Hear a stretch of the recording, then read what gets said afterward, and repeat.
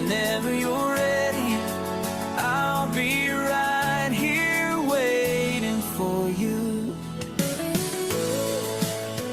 Well, you've right here waiting for you. I see the way you laugh, but there's something there, like a love you lost but still wanna share.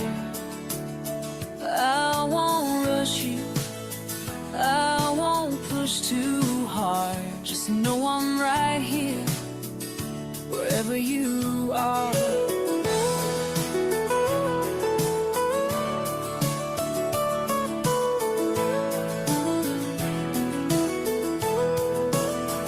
You don't have to stand alone in the rain.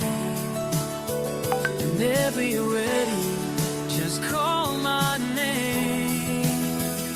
I'll be right here waiting, no matter how long, through every high and every wrong. When the night feels colder than it should, I'll be the fire, I'll be the one. Whenever you're ready, I'll be right here waiting for you.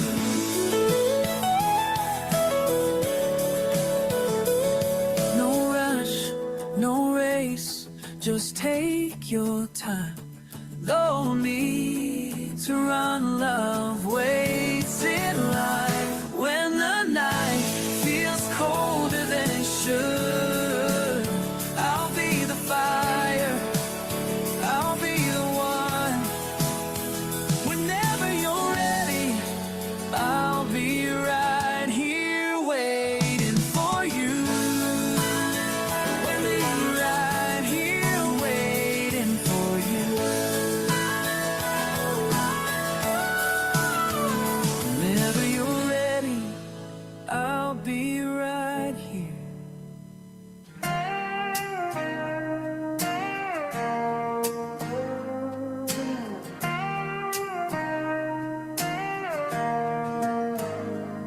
The clock was ticking, but I didn't hear it then. Thought we had forever, but forever had an end. Now I'm staring at the ceiling, wondering what went wrong.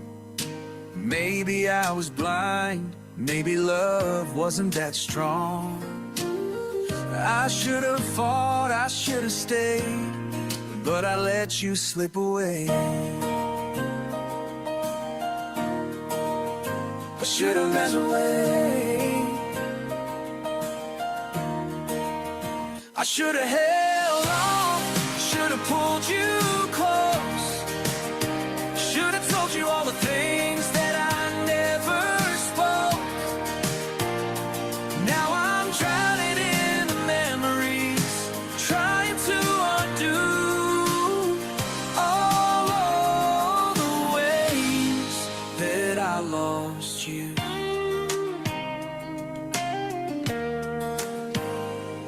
I see your picture, but it don't feel real. Like a love song playing that I don't wanna feel.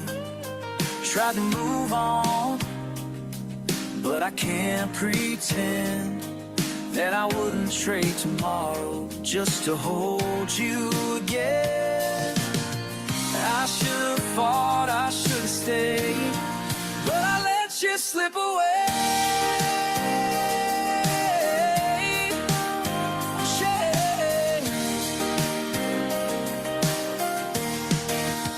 I should have held on, should have pulled you close, should have told you all the things that I never spoke. Now I'm drowning in the memories, trying to undo all the ways that I lost you.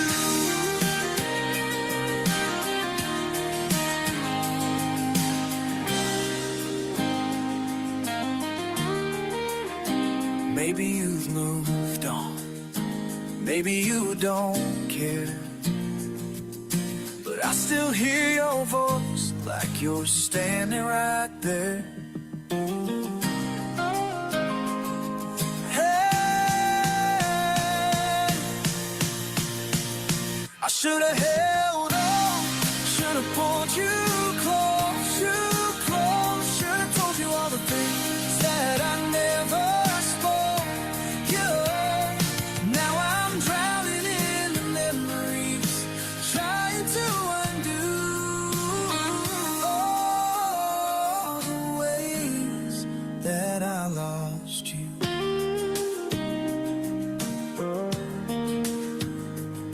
Yeah, I lost you, and I know it's too late.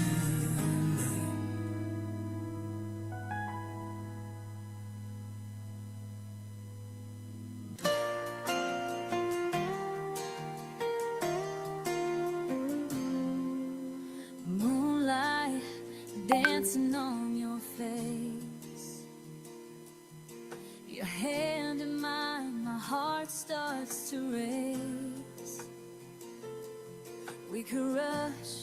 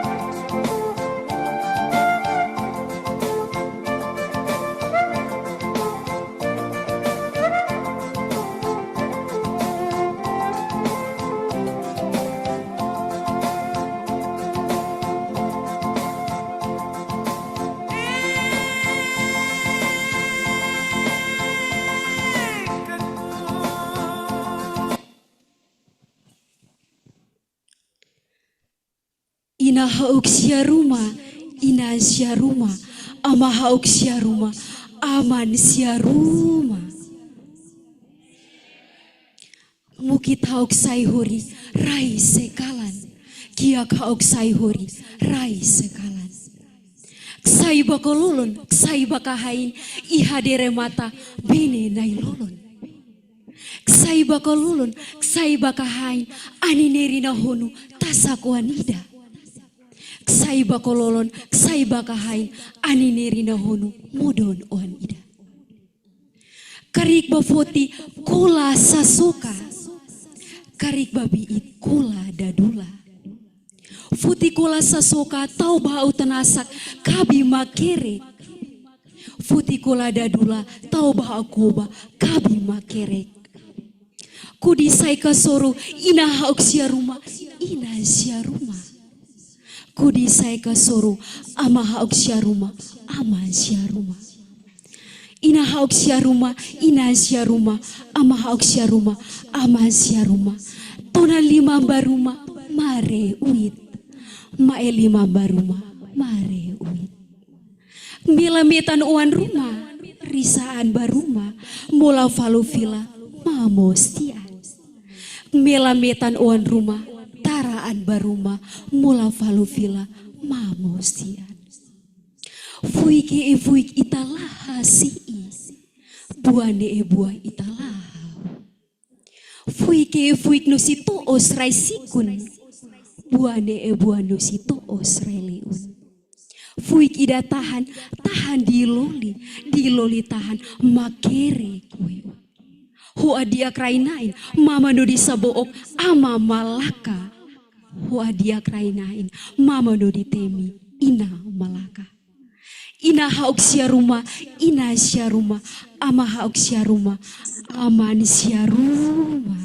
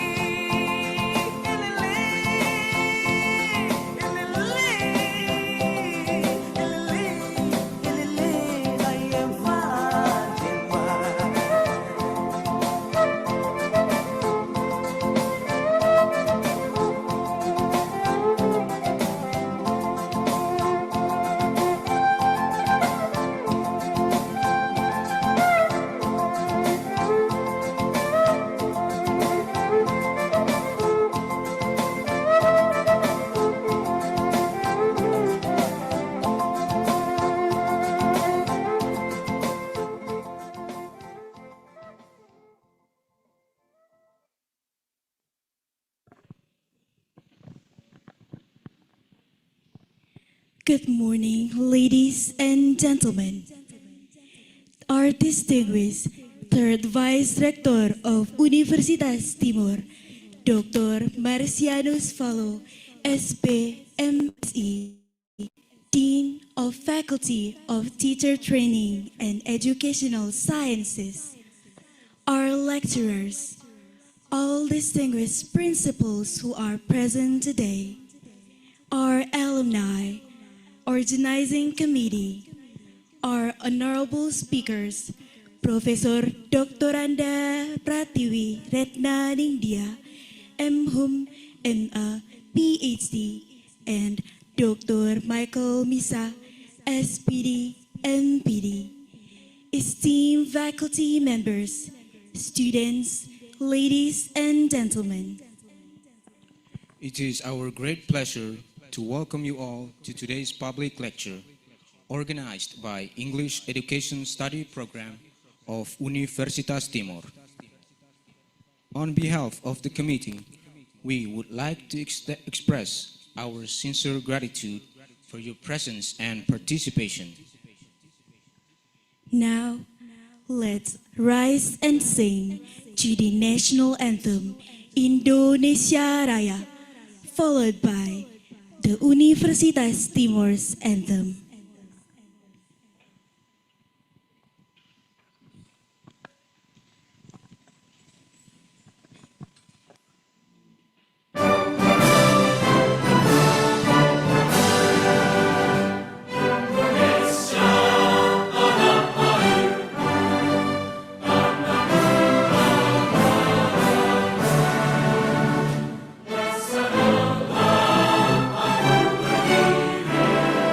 Jaya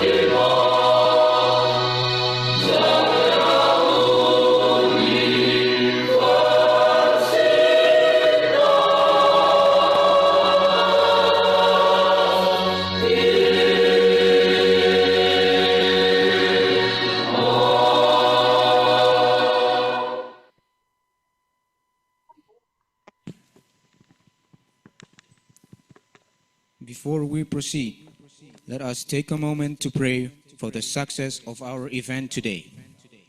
We invite you to bow your heads as we seek blessing for this gathering. We invite Sister Henrika Banoet to lead us in prayer.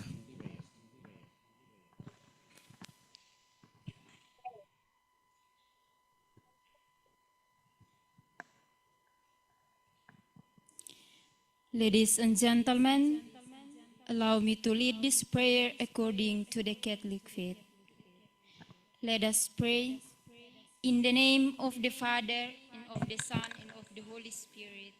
Amen. Lord God, we thank you for the grace and health you have given us, so that we may gather here today to take part in this public lecture. We ask you to bless this event so that it may run smoothly, guide the speakers, and open our minds to receive useful knowledge for ourselves, for our future, and for the good of society and the nation. Through Christ our Lord. Amen. In the name of the Father, and of the Son, and of the Holy Spirit. Amen.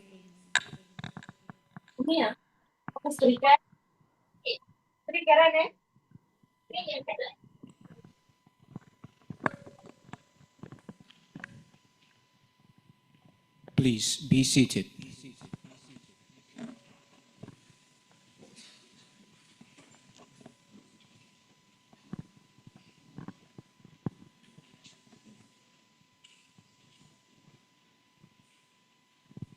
Ladies and gentlemen, today's program is dedicated to multiliteracies in ELT, empowering students through critical and digital literacies.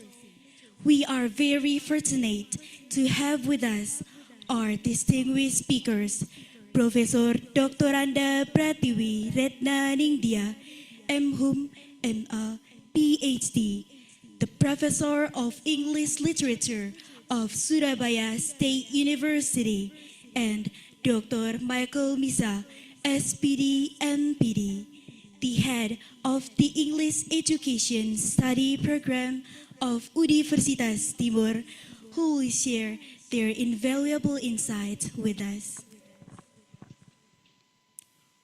Before we begin, allow us to briefly outline today's agenda. First, opening remarks by the third Vice Rector of Universitas Timur, Dr. Marcianus Valo, SP, MSc. Second, keynote lecture by our distinguished speakers. Third, question and answer session. Fourth, closing remarks. Now, let's proceed with the committee report. Please allow Ms. Tresia Trivik Semium, SPD, MPD, the chairperson of the committee, to share the report with us. To Ms. Tresia Semium, time is given.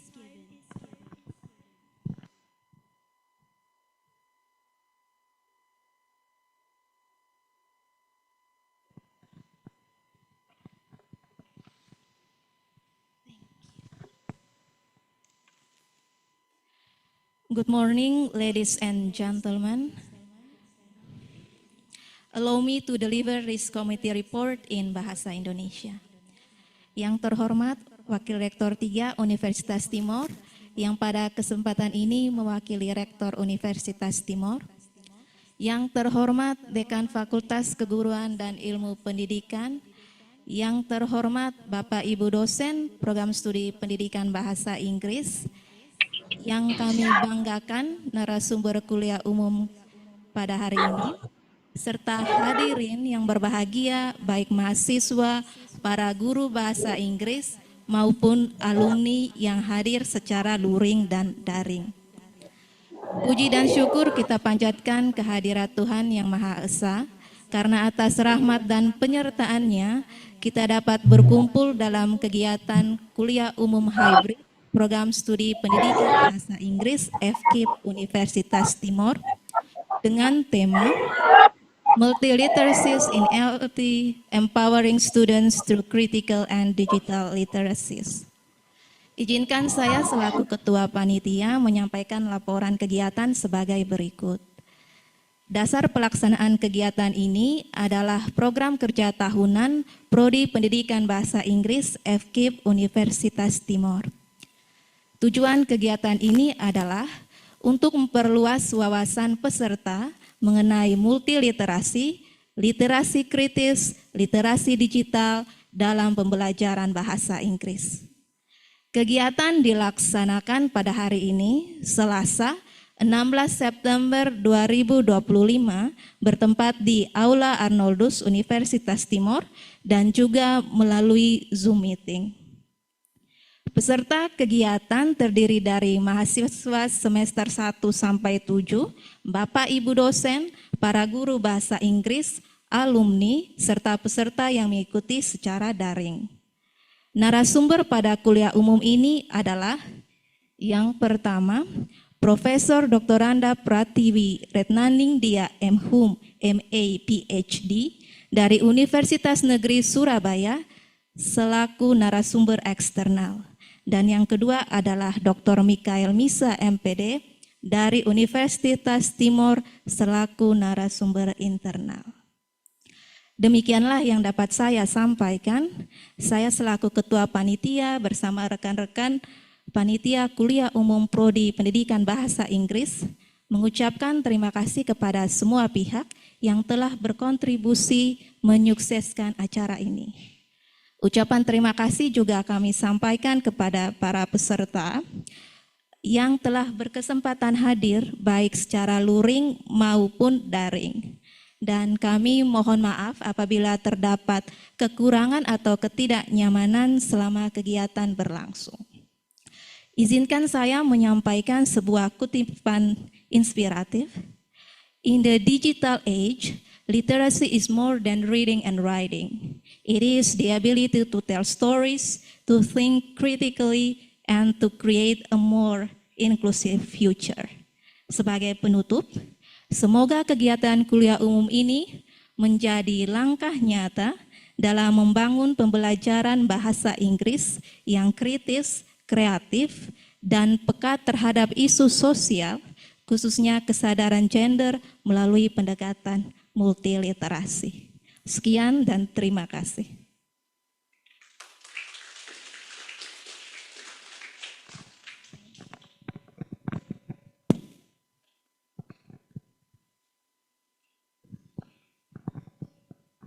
Thank you to Ms. Tresia Semiung for the report.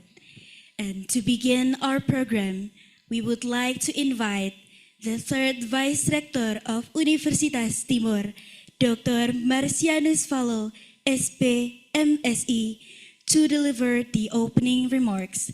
Please welcome him with a warm round of applause.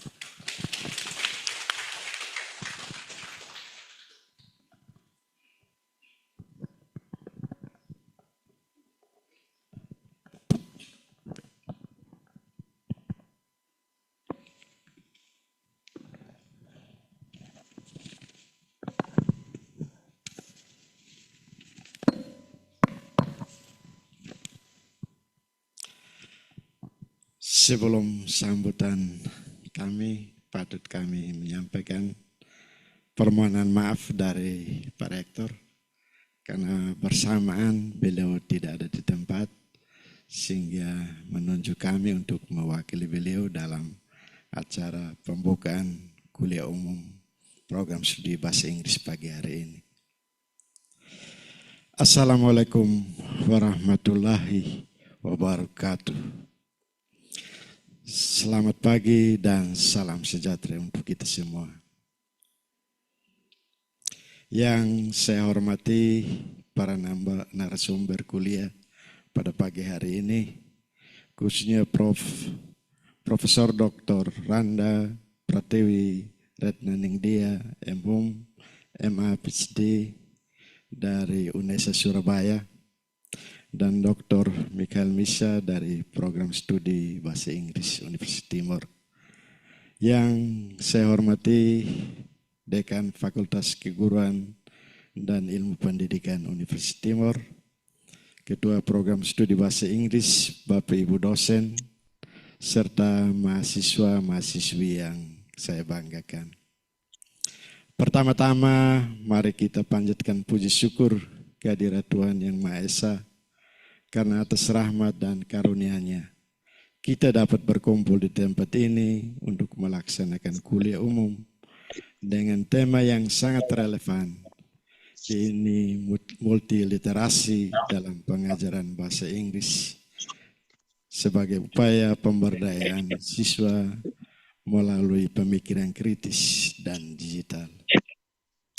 Yang kedua, tentu patut kami ucapkan selamat bergabung pada Profesor Dr. Anda Pratiwi Retnaningdia, Umum, MA PhD dari UNESA dalam acara kuliah umum ini. Kami sangat menghargai kesediaan Profesor untuk berbagi keahlian dan pengalaman berharga. Kami yakin pemaparan materinya akan memberikan wawasan baru dan manfaat besar bagi seluruh peserta. Yang ketiga, tentu kita sama-sama pahami bahwa salah satu dampak perkembangan pembelajaran literasi di era society 5.0 adalah ditandai dengan adanya literasi baru seperti literasi data, literasi teknologi, budaya literasi yang inklusif, pemanfaatan teknologi, dan peran guru atau dosen yang harus lebih inovatif. Pemanfaatan teknologi dalam pembelajaran.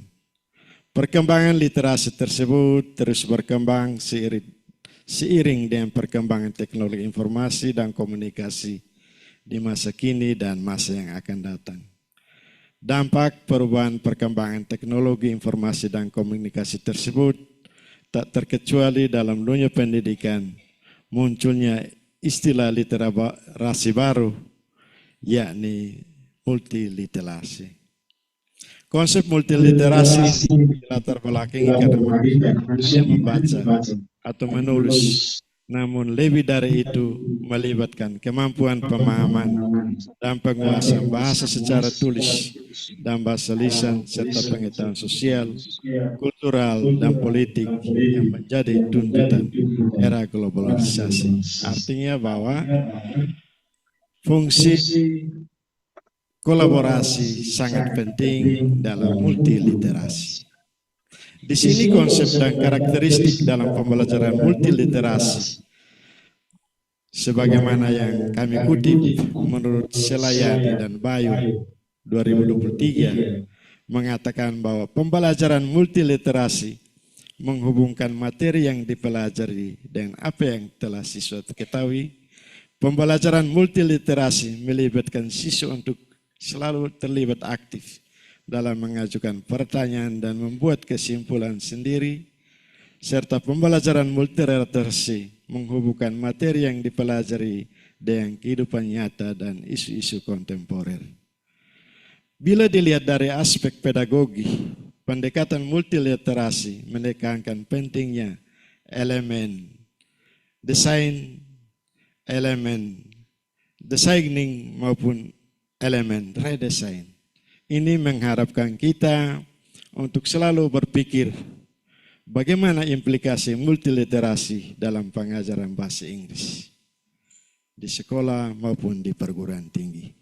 Saya pikir dalam materi kita atau dalam kuliah umum pada hari ini akan memberikan banyak informasi, banyak materi yang berkaitan dengan multiliterasi. Baik, yang berikut kami ucapkan terima kasih kepada para pemateri atau narasumber yang sebentar akan memberikan materi-materi. Kiranya dapat memberikan kita banyak wawasan, banyak pengalaman dalam kehidupan kita, khususnya dalam dunia bahasa Inggris. Yang berikut tentu juga ucapan terima kasih kepada semua pihak yang telah bekerja sama mensukseskan, bekerja sama dalam menyelenggarakan kegiatan kuliah umum pada pagi hari ini. Akhirnya dengan memohon berkat Tuhan Yang Maha Kuasa, maka kuliah umum pada pagi hari ini dalam tema multiliterasi dalam pengajaran bahasa Inggris sebagai upaya pemberdayaan siswa melalui literasi kritis dan digital dibuka secara resmi. Terima kasih. Wassalamualaikum warahmatullahi. Selamat pagi dan salam sejahtera untuk kita semua.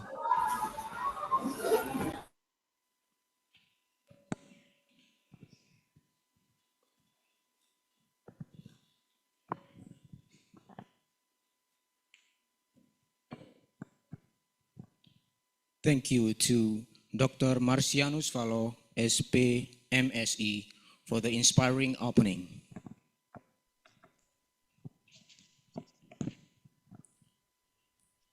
Now, it is our honor to introduce our first speaker, Professor Dr. Randa Pratiwi Redna Nindya, MHum, MA, PhD.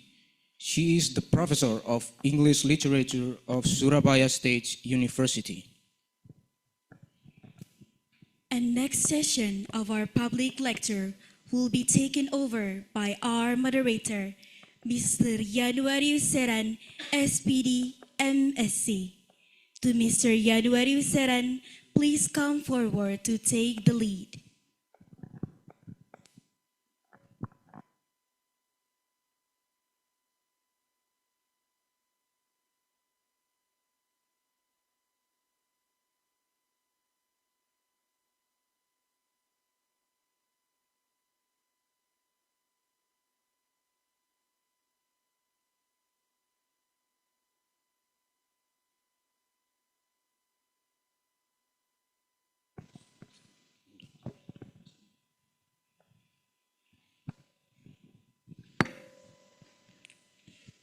Good morning, ladies and gentlemen.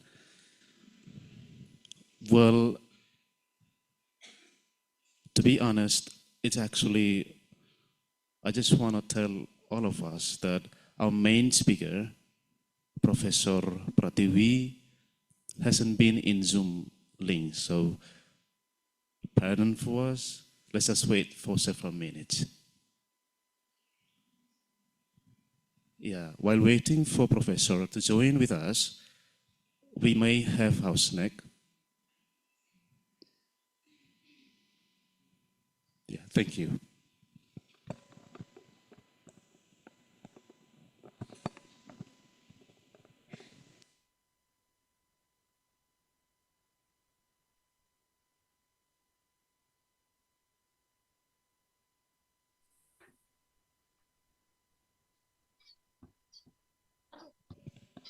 There's actually a technical error, so that's why, yeah, our professor hasn't been in the Zoom.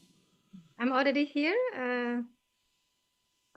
I kindly ask my friends, my colleagues, the committee, would you please check the Zoom link? Probably there's something error.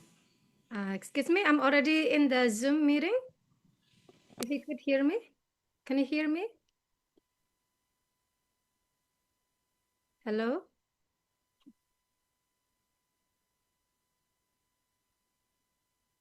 Hello?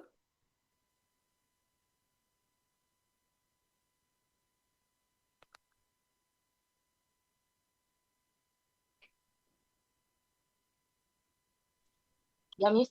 Yes, miss. Hello? Can you hear me?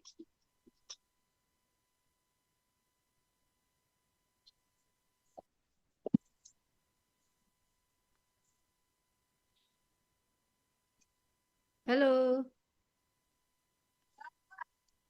Good morning. Hello. Hello, can you hear me? Yes. Yes, miss. Yes, can. Good morning. Welcome to the Zoom meeting, Professor, Thank you very our much. keynote speaker for our public lecture today. Welcome to English Study Program Universitas Timor.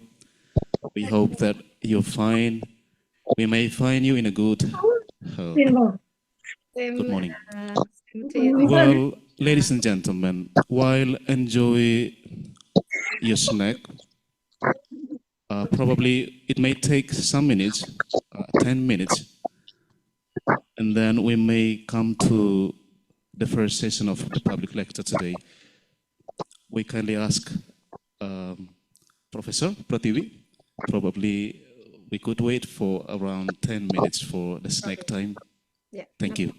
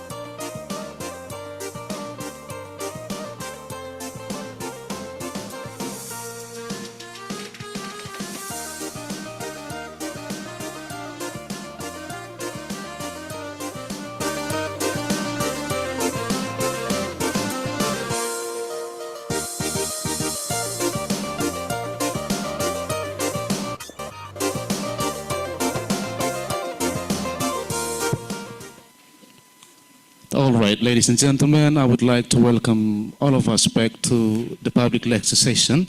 And Assalamualaikum warahmatullahi wabarakatuh. Salam kebajikan, rahayu, salam sejahtera, salve, salam. Welcome to today's public lecture with the theme Multiliteracies in ELT, empowering students through critical and digital literacy. We are very delighted to welcome you all, ladies and gentlemen, to be here in this, I would say, one of prestigious events conducted by English Study Program Universitas Timor. This is an annual event.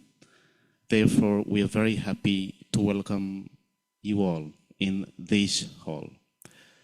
Without further ado, let me introduce one of our keynote speakers today. Our first speaker is Professor Dr. Pratiwi Retnaningdia, Umum, MA PhD. She is a lecturer at Surabaya State University. In the last 5 years, she has taught 45 courses and she has done 14 community service projects. She has published 65 scientific articles in journals.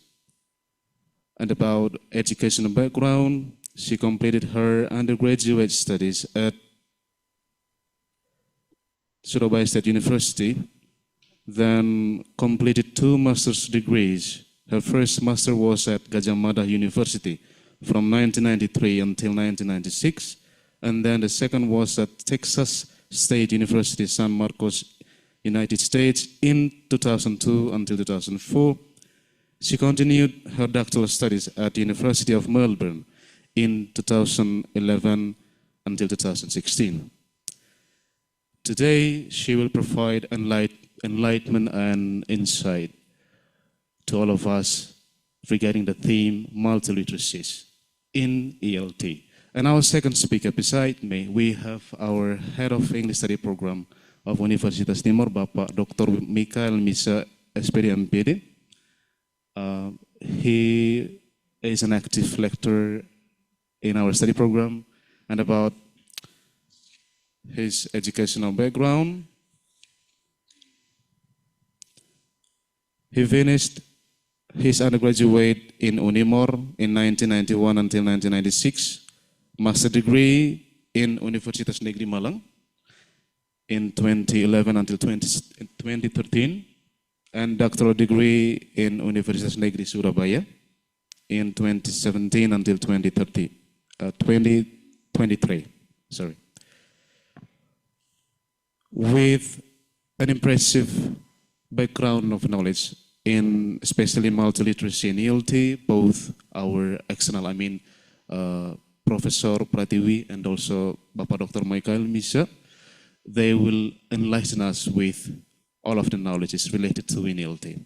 So without further ado, I would like to welcome Professor Pratiwi to deliver her public lecture. The time is given. Thank you very much. Good morning, ladies and gentlemen. I'm so delighted and truly honored to have been invited to share some ideas about multiliteracies in LT.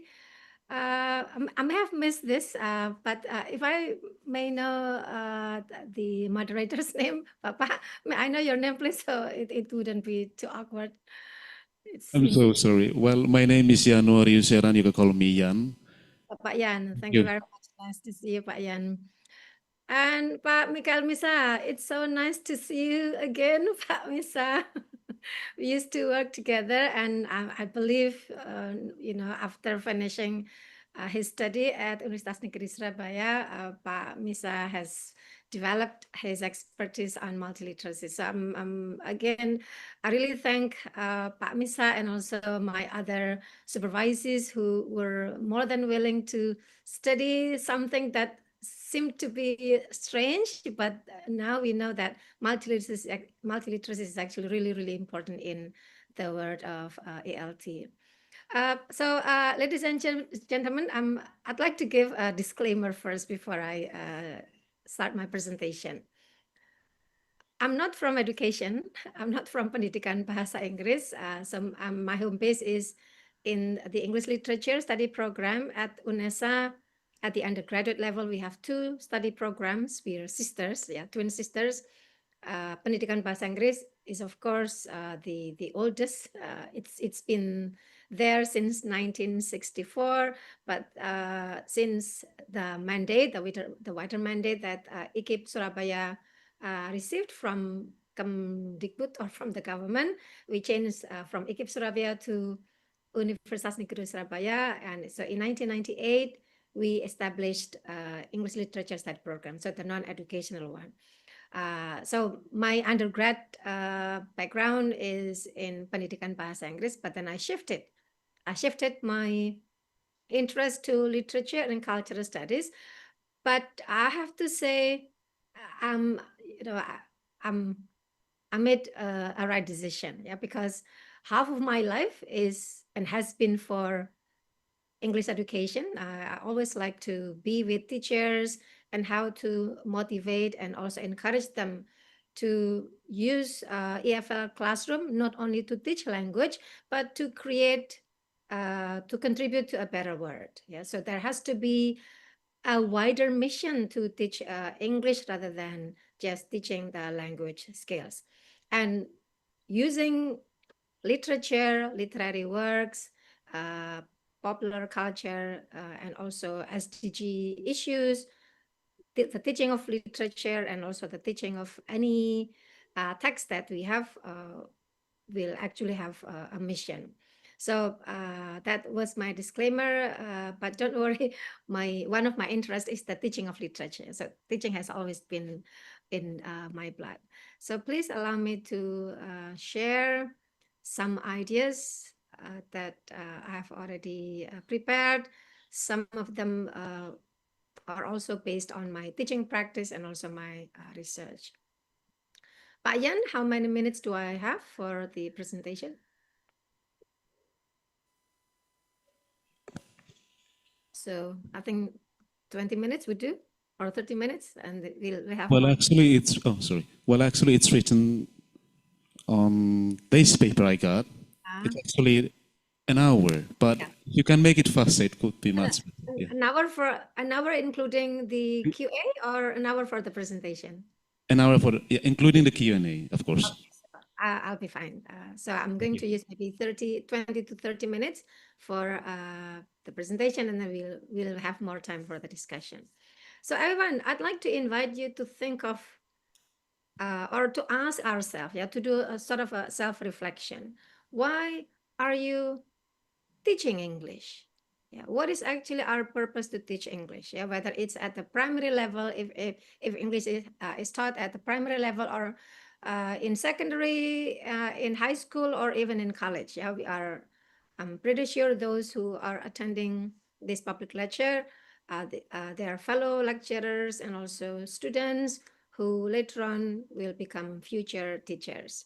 So let's ask ourselves whether you teach English as a general subject, or English for specific purposes, or English for literature. In my case, do we have a certain mission? Do you want to teach English so that you could help students increase their gender awareness?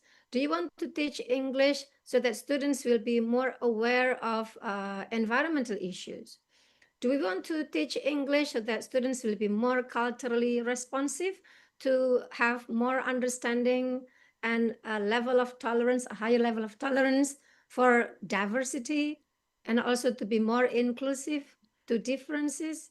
Or do we only want to teach English for the sake of, improving the speaking skills, to be able to write better, or to have a high level of vocabulary mastery? So please start with that. You could take note on a piece of paper. Please write down your mission. I think that is really important. You don't have to answer my question right now. So I'd like to invite you to think further than just language skills. We try to teach English to create a better world. Yeah. As a teacher, as a future teacher, we are also responsible to create a better world. Although we know that our nation has been a bit messy in the past weeks, yeah, all the problems, the social issues that have been happening. And also we heard about what happened in Nepal. Gen Z's movement has successfully uh, you know, change the dynamics of the politics there. So I'd like to offer multiliteracies as a framework or as an approach, and also using the SDG issues. I'm pretty sure you already know about Sustainable Development Goals and how we could integrate multiliteracies and the SDGs in the EFL classroom. Yeah, so we have um, two concerns there. We have the method, multiliteracies, or you could call this the method or the approach, and we have the issues, the SDGs. And then we have the setting, our EFL classroom. So my objectives, please do not see this as a lecture, as a course, yeah. But let's try to use the examples later on and see whether it's applicable in your context.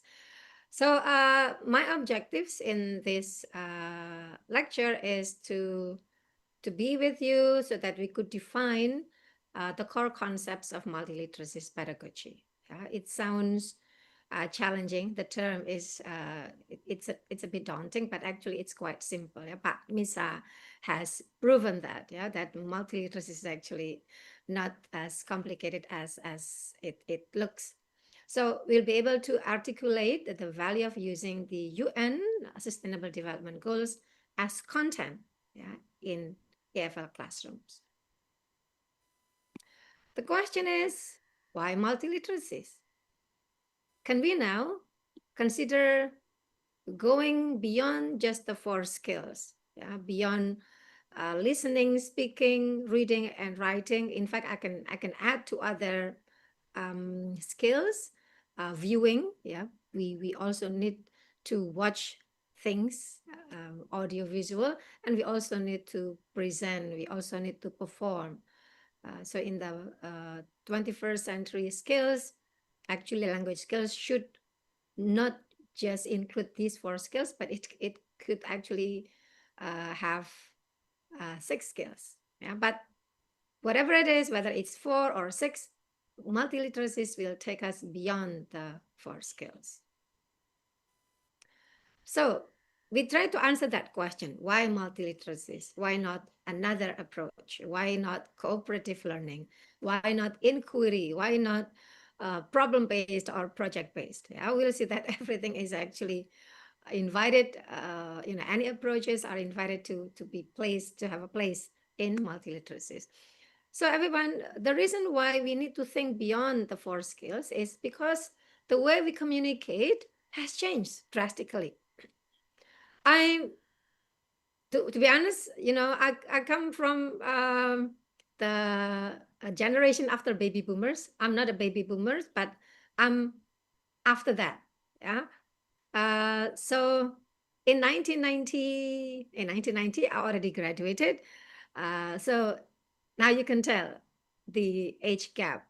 So the way I communicate with my peers, those at about the same age, is entirely different from Gen Z's way of communication.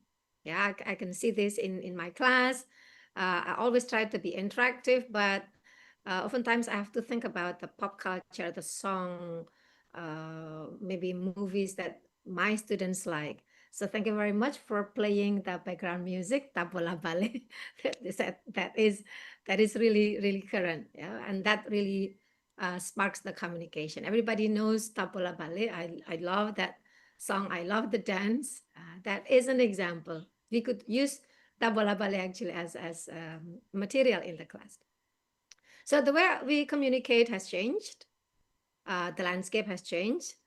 So we no longer only read and write. When we read, we only read the written text. When we write, then we write in written form. But the way we communicate already involves multimodal text. Yeah, we communicate more than just words. We communicate using images. I missed the I there. Where is the I? So we communicate using images. We also use videos. We use sound, tabola bale. That is one way to communicate. So, you know, the situation in this public lecture felt more relaxed, and it felt, you know, emotionally, I feel more emotionally attached now. We also communicate using gestures. You may notice, but Misa may also know. Whenever I talk, I cannot, you know, my hands cannot be still. I always like to, you know, to use my hands to help me communicate. So I also communicate using gestures. You could also notice my facial expression. So I'm not this kind of person. Hello, everyone. Today I'm going to talk. It makes me anxious. I really have to move. Maybe I'm a kinesthetic person. And this platform, the fact that we are using Zoom, also has proven us that we are using digital interfaces. Yeah. I'm emotionally there with you at Universitas Timur, although I'm here in Surabaya. Bu Tres, thank you very much for reminding me. I really forgot about the time zone. So yeah, so two things that has made our landscape of communication change. The texts are now multimodal, and also the cultural context. Language is deeply tied to culture and context. Just before we started, I noticed in the among the audience, some attendees are wearing the, what do you call that, selendang, the shawl. So that is really cultural. That is really local, and that explains something. Yeah, we are now talking about English. We're using English, but we stay local, which is really a good thing. So we'll get the picture here. Two people trying to communicate with each other, but it seems that the message cannot come across. Well, we don't know, but judging by the, you know, the cap, we know that the person on the left might be an Indonesian, a farmer, and then the man on the right seems to be from India, a Sikh. Yeah? So they may be using English, but some messages cannot come across. So the text has now changed, but we also need to think of the cultural context. So let's keep this in mind. Now, so in that case, why multiliteracy? What is multiliteracy? If we go back to this one, the multimodal text, I can invite you to theorize this a bit. This is how we communicate. Traditionally, we have been communicating using linguistic text, the written text, the alphabets. If you're a Muslim, you would know that Arabic has different characters. If you could speak Korean and then you could read Hangul, it's also a language that uses characters. But that's still linguistics, yeah. But we also have visual text. And then we listen to the music, that's oral text. The movement, the body language, that's gestural. And the spatial, yeah. We are now using a digital space. You could also observe Pak Yan is sitting next to Pak Misa because they are now playing a role as a moderator and a speaker. So we know that the space has to be in front of the audience. And the audience is, you know, it cannot be seen, but I can guess that the audience is sitting right across from Pak Yan and Pak Misa. So that's spatial space. So everyone, we already know about this. We are familiar with this, so familiar that we don't really realize that it's actually important. So we tried to take a distance so that we could bring them to the class. Yeah? We try to theorize anything that we already experience on everyday basis. So remember that language is not only about linguistic aspects, but we need to consider other text, multimodal text. Why? Why do we need to include these modes of communication: linguistic, visual, oral, audiovisual, gesture, and spatial? Because that's the world we live in, and we want to uh, develop students' critical thinking. What for? What is the critical thinking for? To think critically about what happens in our world, in our surrounding, whether you could see actually around you. Do you have a tumbler with you, or do you bring a mineral bottle? Okay, botol minum with a brand, or is it a tumbler? This choice in your life it actually shows your philosophy. It shows your ideology. If you use a tumbler, it might show that you are a critically engaged citizen. You want to save the world.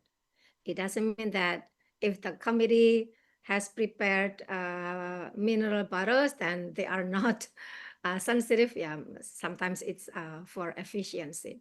So our goal is to create critically engaged citizens who can navigate multimodal text. Now,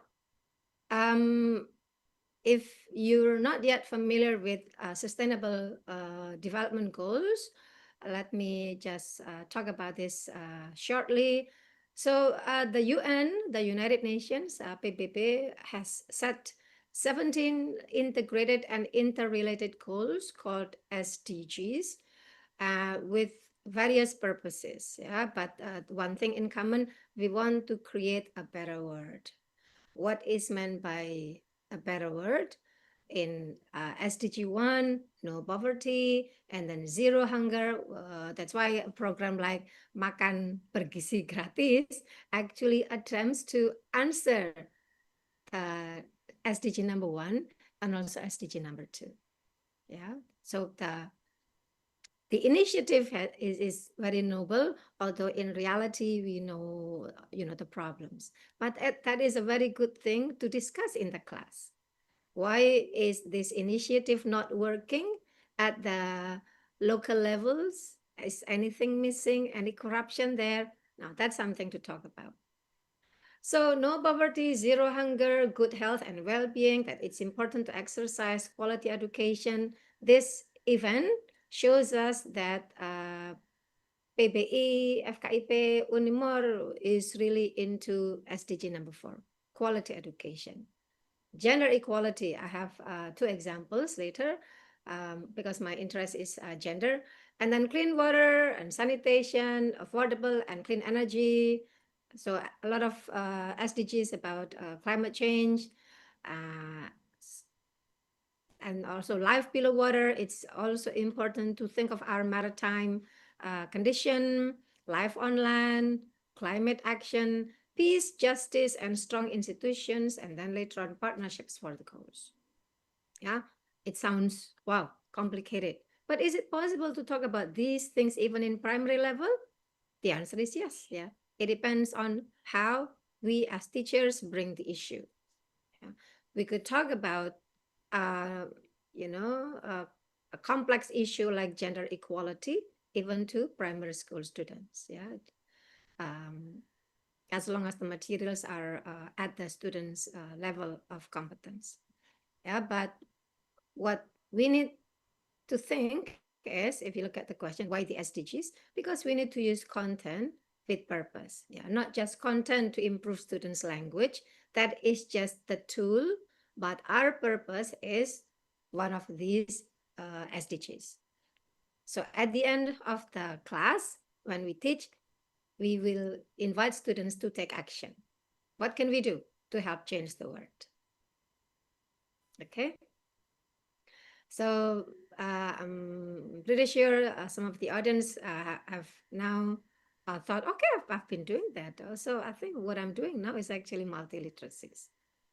So let's see, why is it important to use multiliteracies and also to include, to integrate SDG issues in the EFL context. Yeah, so why use them in EFL? Because SDG issues are authentic. It happens now, here, in our place, yeah, in our neighborhood, in our campus, in our city, in our nation, in this world. So it's authentic. Because it's authentic, it is happening now, it is also engaging. Yeah. So why do we have to talk about something that we know nothing about, that is not relevant to our lives? Let's talk about something that is relevant to our lives. So real world topics that matter to our students. By discussing engaging content, we will also be able to improve students' critical thinking, yeah, by encouraging analysis, by creating an atmosphere, a safe atmosphere, where students can have arguments and debates about something, but then it always has an orientation to the solution. So what is the solution? It has to focus on solution. And by doing that, by discussing real world issues, we are in our way to becoming a global citizen. Yeah, we want to be part of this global citizenship by fostering intercultural understanding and empathy. We know that what happens in Ukraine and Russia, so far away, it's not really our concern, but is it important to know why political conflict like that is happening? We know what is happening, the war, Israel, and how Israel has been bombing Gaza. Can we think about this beyond religion? Because we know that it's actually not about religion. How activists from many countries are now, heading, sailing towards Gaza trip, no matter what religion they embrace, but everybody is for peace and conflict resolution. So by discussing something like this in the class, we'll be able to raise students' awareness, right? Fostering intercultural understanding and empathy.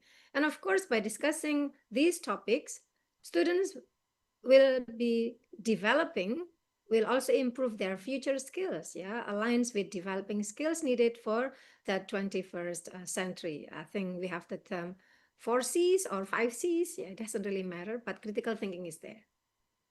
Critical thinking, collaboration, communication. And by doing that, beyond just language, students will be motivated not only to discuss language or to speak the language, but to actually do something. They learn English because they want to achieve something, not just to pass the test and have a high GPA and then you can get a job.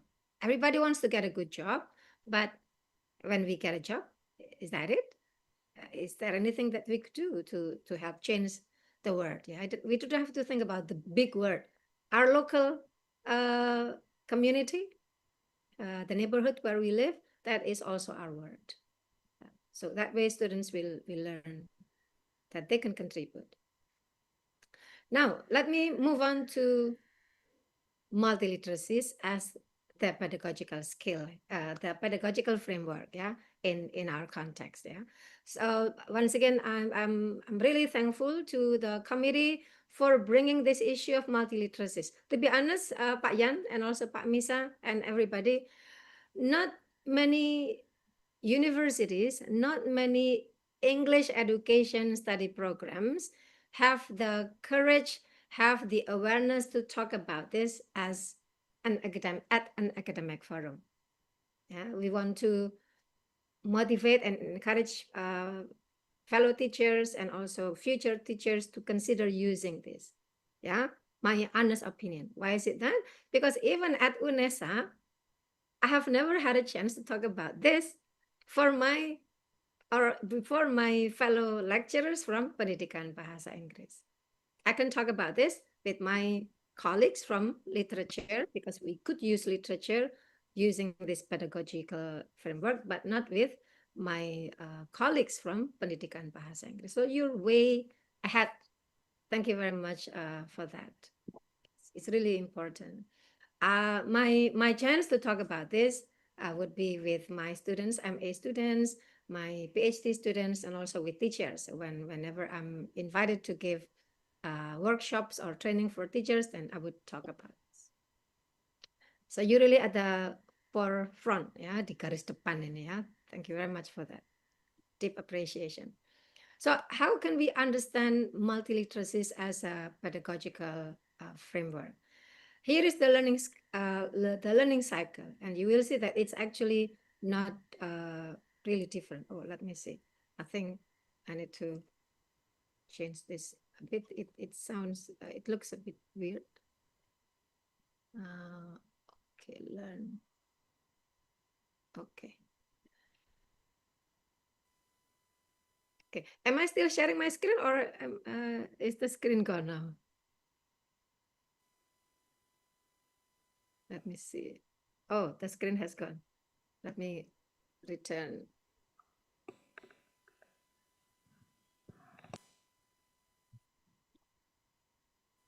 Okay, so we go back to this slide. So how do we understand the learning cycle in multiliteracies? We are already familiar with the term scaffolding. So it's also important. It's also one of the components in multiliteracies. So first of all, we experience things by talking about our previous experiences, our previous knowledge, what we already know about something, whether we've already experienced this.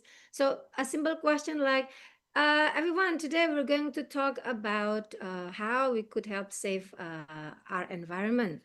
Have you ever, or are you currently separating your garbage, the wet garbage and the dry waste, ya, sampah basah, sampah kering? Are you currently doing that? So we could start from what we do at home. So anybody, Pak Yan, if you could help ask this question to the audience. Do we have anybody in this forum who are experimenting or implementing garbage separation, pemilahan sampah mandiri? Anybody? Yes, Professor, thank you. Well, the floor. This is actually not a Q&A session, but this is just an incidental question from one of the panelists, I mean the speakers. So, yeah, the participant, you're welcome. If you could give the answer, provide an answer related to the question just raised by Professor Pratiwi. It's related to the garbage separation, yes.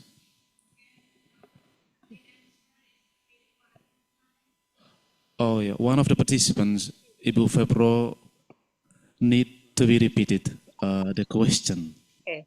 So yeah, usually housewives or ladies would have this concern. So do you separate your garbage, sampah basah, sampah dapur, kulit buah, for example? Do you put this garbage separated from other dry waste like paper, plastic? Does anybody do this at home? Yeah. Ibu Febro said that she usually does that at home. Would you please give the microphone to Ibu Febro?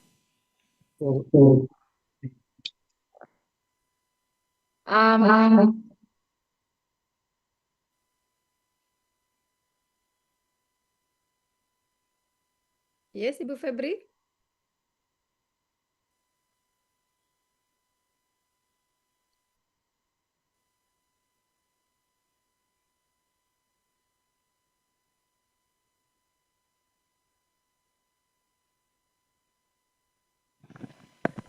Check. Easy to say yes or no. Okay, well, good morning, Professor. I'm Febronia. Just call me Febri. Thank you. I usually do that at home. I separated the garbage to be to a trash can. So the one I usually put the dry trash inside plastic, and also for the organic food. It is because my friend used to take it for another need at home. Okay, thank you. Okay, the camera is there. And then I taught the kids at home to do that as well. So that might be a good lesson for them, so they can separate the garbage, the wet one and the dry one. I think that's all. Thank you very much, Bu Febri. That is really a noble action. So Bu Febri does this not only for herself, but she even teaches the kids to do that. Yeah, and the kids will become future leaders later on.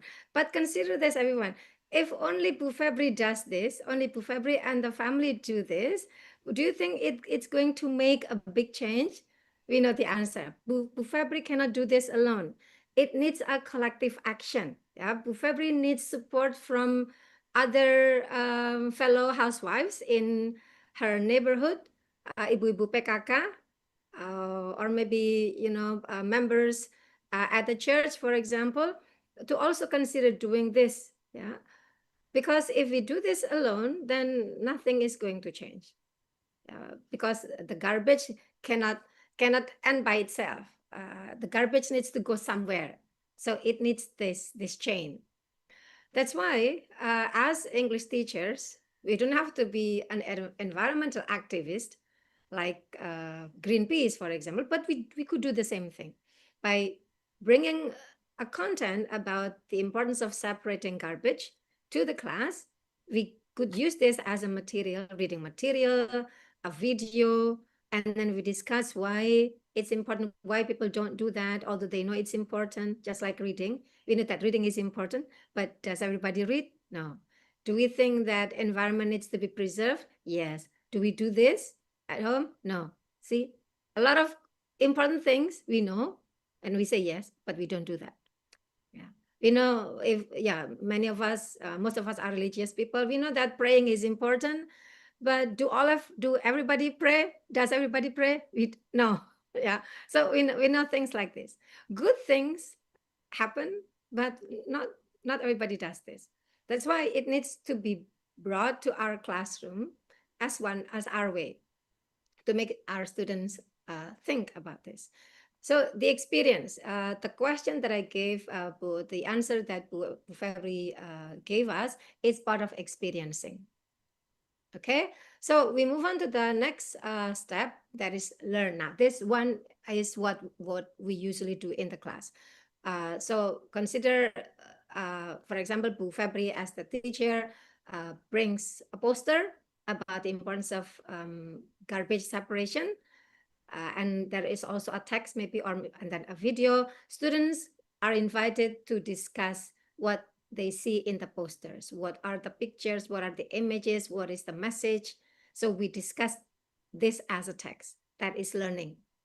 And then after that, we move on to the next step, analyze and interpret. According to previous studies, everyone, in this general lecture, I do not theorize too much. So I do not actually use previous studies. But a lot of previous studies on the implementation of multiliteracies argue that analyze and interpret is often missing. Experience is there, learn is there. All teachers know how to do scaffolding. All teachers know what topics, what elements to talk about when they learn something. But when it comes to analyzing and interpreting it is often missing. And then apply and create, it's also another thing that's missing. So Pak Misa might be able to talk about this. Of the 4 components, which one usually is missing? Analyze and interpret, and then apply and create. So we need to strengthen these two. The words that I use here, everyone, are just common words, ya, kata-kata biasa, so that you could relate to this. But theoretically speaking, this is the term that we use in multiliteracies. So there are 4 components. Pak Misa is the expert, this one. So when we talk about experience, it is related to what we call situated practice. Learn is overt instruction. Analyze and interpret is critical framing. And apply and create is transform practice. So these are the 4 components that have to be there when we apply, when we implement multiliteracies pedagogy.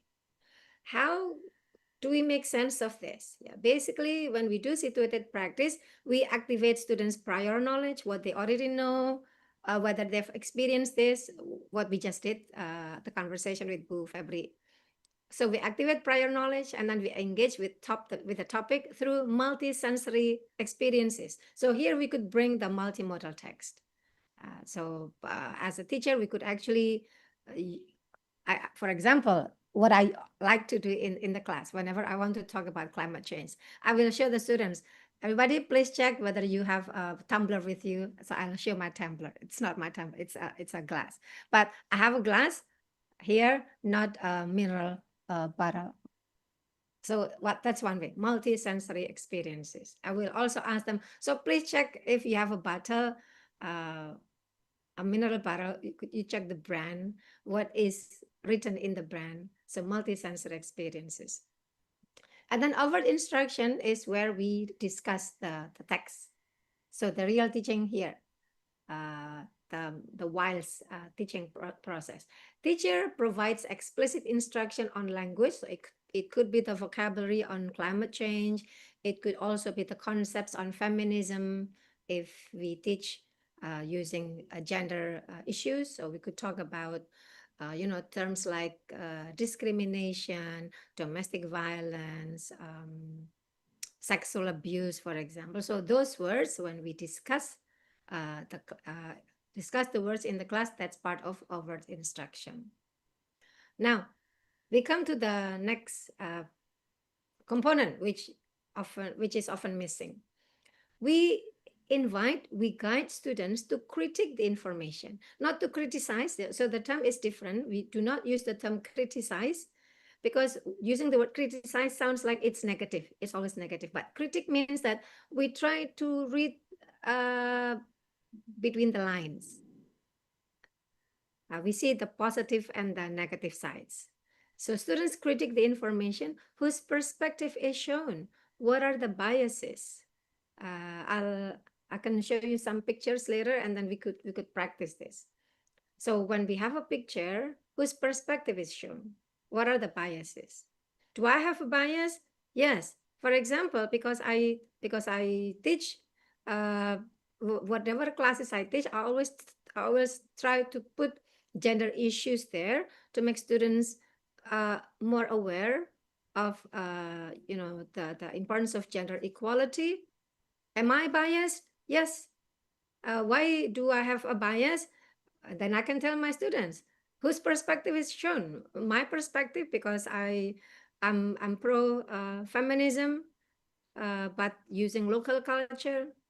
But another teacher who doesn't really like to talk about gender equality because he or she is pro patriarchy, then the teacher will also have a different text. This teacher will never use a text on gender equality because it's something that he or she does not agree.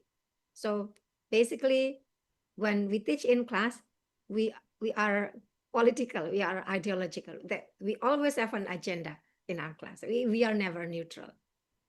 The fact that you choose multiliteracies for this forum, you are also very political, because you want to use multiliteracies to make some changes. The last component, but also an important one, is when we do transform practice and we invite students to take their learning to understand what they know from the text in overt instruction to create a product for a real audience. Yeah, I'll give you an example later. So situated practice, overt instruction, critical framing, and transformed practice. Now, before I show you the example, you might want to use this framework checklist, multi-literacy pedagogy framework checklist to help make sure the pre-service teachers, future teachers would follow multi-literacies. So you could use this for micro teaching. You could also use this for teaching practice, yeah, to check students' teaching practice, praktek pengalaman lapangannya, whether they actually do this. It's adapted from Christy Lee Main. Now, here is the example. Example 1, we try to implement SDG number 13, that is climate action, and the activities can be used for students at the intermediate level, maybe high school or first year college students. So the language focus, okay. The language focus is cause-effect language, persuasive language, and future tenses. The multimodal text, we could consider using a short documentary video or an infographic on carbon footprint. So it's better to have two different texts. How can we implement this? So it's another workshop. So let's just try to imagine this happening in the class. For the suited practice, students watch a short video on youth climate activist, and then they discuss emotions and initial thoughts. Yeah. And then for the overt instruction, the students will discuss the vocabulary, the lecturer, the teacher teaches students the vocabulary related to climate change. For example, words like emission, renewable energy, sustainable, deforestation, forest fire. Yeah, so those vocabulary related to climate action. The sentences that they will produce, yeah, burning fossil fuels leads to global warming. Yeah, so basically it's the same as teaching other teaching English in our ordinary way, but the theme now is more of a mission. Now, what about the critical framing? Here, for critical framing, students will analyze two infographics on the same topic, but from different sources. So, for example, there are two posters, there are two infographics on forest fire. And then they will compare. They can check who created the first poster, who created the second one. Is the message the same? Is it different? If it's different, why is it different? Why do they have that message? So what is emphasized? Who gets the benefit from the first poster? Who gets the disadvantage from the second poster? Yeah. So because posters are propaganda, there are always purposes. And what is omitted? Any information that is omitted? For example, there is a poster pentingnya makan ikan. For those who don't think that makan ikan itu penting, then they may have a different poster. So the topic is the same, but the sources are different, the messages are different. That's critical framing. So students will compare. The transform practice, they can work in groups, they can also do this individually, but they will create something. Remember that transform practice means that students have to create something. For example, they discussed a short video, they discussed posters, and then for the transform practice, they will create a short movie. They will create a short video, a reel, then they will upload it on Instagram. So in group, students make storyboard and a film, maybe 60 seconds, but it's for public service announcement, yeah, public campaign, to persuade their school community, to persuade the neighborhood to take one specific action, for example, to reduce plastic use or to separate garbage, yeah, like what Bu Febri has done. It's going to be great. Another example, example 2, gender equality. Okay, so I think I'll take another 5 minutes, Pak Yan. Example 2, what if the topic is gender equality? Now this time is for upper intermediate level. The language focus, language of debate. Yeah, to be able to debate, students' English need to be at a upper intermediate level. Yeah, they need to have enough vocabulary to debate. So language about expressing opinion and also how to use adjectives to compare things.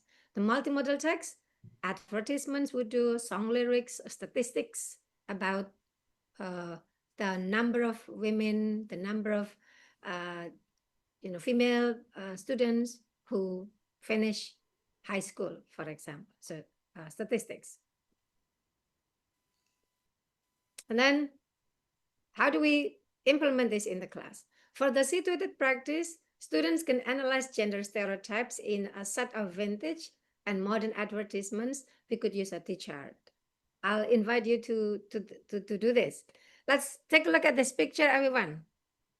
What do you see there? Yeah. So you see, let me make it quick. So we see two people, a woman and a man. What are they doing there? What is the woman holding? What is the man holding? What is he doing? Okay. So a picture like this will spark controversy probably. Would we have students who agree or disagree with this? And maybe some students might say, no, it's weird to see a man carrying a baby and feeding the baby with a formula milk because that's a woman's job. And then another girl in the class might say, no, that is what we mean by gender equality, because taking care of the kids is not just the housewife's job. It is also a husband's job. And can a woman work in a construction company? No, it's too dangerous for a woman. But it's okay. They are also strong enough. So things like this. As teachers, we do not take sides, but we would give them space to talk about this, to have arguments, and then we could think of solutions. Yeah, so we go back to this one, situated practice. And then the overt instruction, we will teach students. So before they make the debate, we can teach them the language to express opinions. For example, I firmly believe, or from my perspective. We also teach comparatives, more empowered, less represented. So all those terms that we use in gender equality for gender issues. The critical framing, so the debate that I just showed you.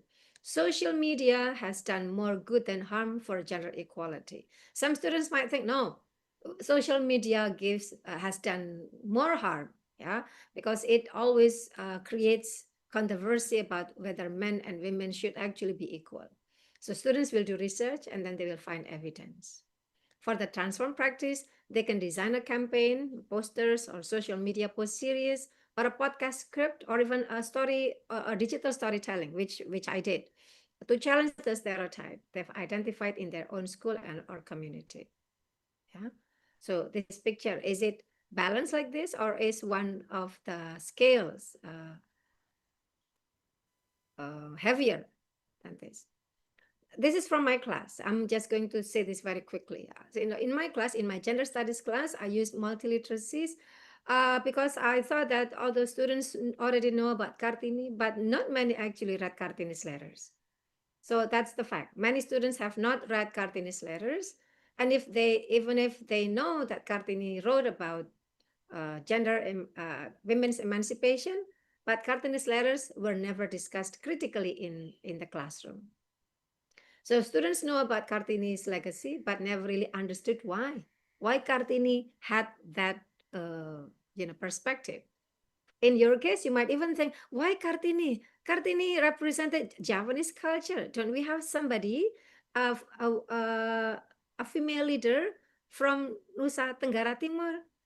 That we could think of something like this.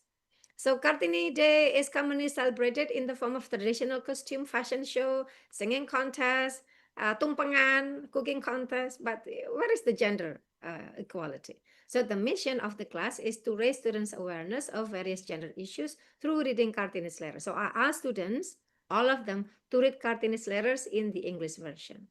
So this is what I did. So they they see themselves, whether they are feminist or not, for situated practice. And then we discuss Kartini's letters in the class. We discuss terms about feminism. And then students watch Kartini, the movie. They compared how Kartini represented herself in the letters and how she was represented in the movie. So comparison, intertextuality. At the end, students created reflections through digital storytelling project. So that's what I did. I've been doing this for a couple of years already in different cohorts, beberapa angkatan, and it's working fine. So just to wrap up, everyone, some quick ideas if you are now interested in implementing this in your classroom, but you just want to start small. Yeah, the easy thing first. Yang gampang-gampang saja dulu. So you could find an infographic on an SDG issue, any issue that you are interested in, and then students can describe, interpret, and evaluate it. You could also use before and after posters. So find a poster on the internet, and then ask students to create a new poster with a new message using multiliteracies first. Yeah. This is the transform practice, but we have to go through the components. Or maybe it's a podcast pitch, yeah, when students conduct research on an SDG problem locally, and then create a 3-episode podcast series outline. So not the podcast, but the script, or maybe digital storytelling, what I just showed you. So students can use Canva or maybe even PowerPoint, but it's a recorded one, to combine images, text, and also audio narration on an SDG topic. But remember, never give this project before we go through all the components, yeah, because this is the transform practice. Some considerations and challenges, yeah, to keep in mind. Multiliteracy is great, but we have to consider how to make this successful. Remember to scaffold, yeah, provide language frames, the word banks, graphic organizers, anything that makes learning easier. Some SDG issues are quite sensitive, like gender. So create a safe classroom environment for discussing complex issues. Otherwise, students will feel under pressure. Yeah. So we as teachers will also need to be open to different opinions, so we do not judge. The materials need to be appropriate according to their age, and then remember that we focus on solutions. We do not just debate, but what is the solution? And let's not be too ambitious. We start small. Yeah. A multiliteracy class doesn't have to be a month-long project. Even a single 45-minute lesson can be powerful. Although in my case, because I taught gender studies for third-year students, my project is quite long. It's a half semester long, so 2 months. Yeah, my project is quite long, but we start small. So some resources, everyone. I'll give this PowerPoint to the committee so that you could use this. Some resources to get started. We could go to the world's largest lesson for lesson plans. We could also go to SDG UN websites. We could, if you want to know more about pedagogy of multiliteracies, I can provide you with the original paper, and of course some apps like Canva for education, or Padlet, or Flipgrid, or many others. You know better than I do about this. So to end, I'd like to invite people to consider this, that we are not just teaching a language, but we're equipping our students, our learners, with the linguistic, critical, and creative tools to understand and improve the word. Thank you very much. And so I'm open to any questions and comments. Thank you very much. I'm going to stop sharing the screen now. Thank you very much, Professor Retaningdia, for such an insightful presentation. Well, so sorry to say this. Well, I need to inform you, Professor, since we have 2 speakers and we want you to stay longer in the Zoom meeting. So that's why we need to make this all at once. And I'm going to provide the second chance to our second speaker to deliver the second lecture. So that's why the Q&A session, sorry, Professor Retnaningdia, the Q&A session for the first lecture will be postponed until the second lecture is finished. Would it be okay, Professor? Yeah, no problem. Let's go ahead with the second presentation. All right, then. Well, thank you so much. With this, the second chance is given to Dr. Mikael to deliver the second lecture. Time's yours.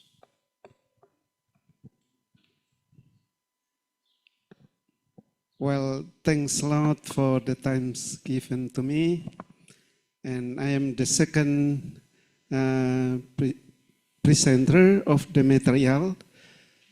And we wait for the title that I've received for this public lecture.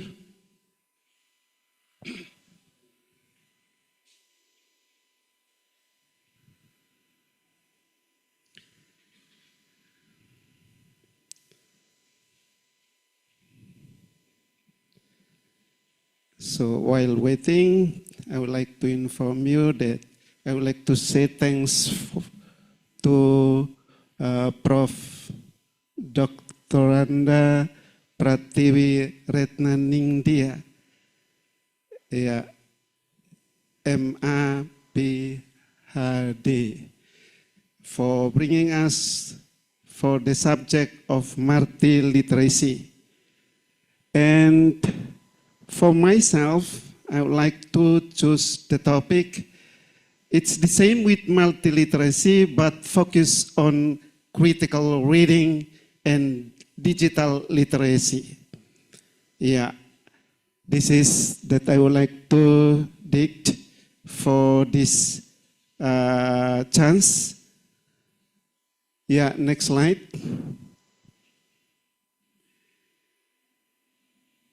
Yeah, for this time, we would like to cover some of the subtopic related to exploring multiliteracy pedagogy through students' critical reading in English language teaching classroom.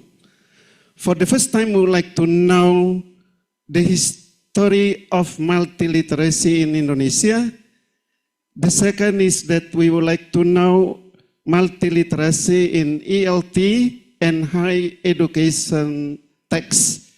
And the third is that critical reading in English language classroom.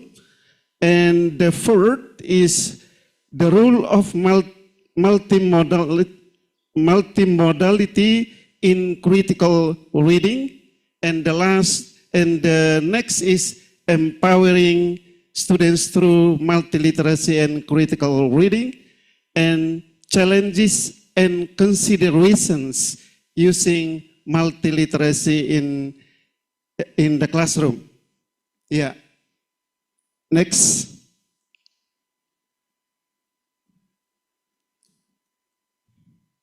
So in English language teaching now involve the structures of method.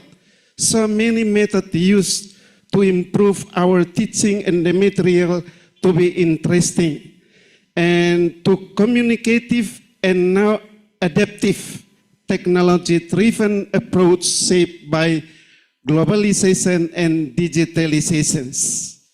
Yeah, literacy expanded into multiliteracy required English language teaching to adopt models and support critical engagement with diverse multimodal texts. Later, we would like to know what is multimodal text. It can be refers to the film, the videos, and others.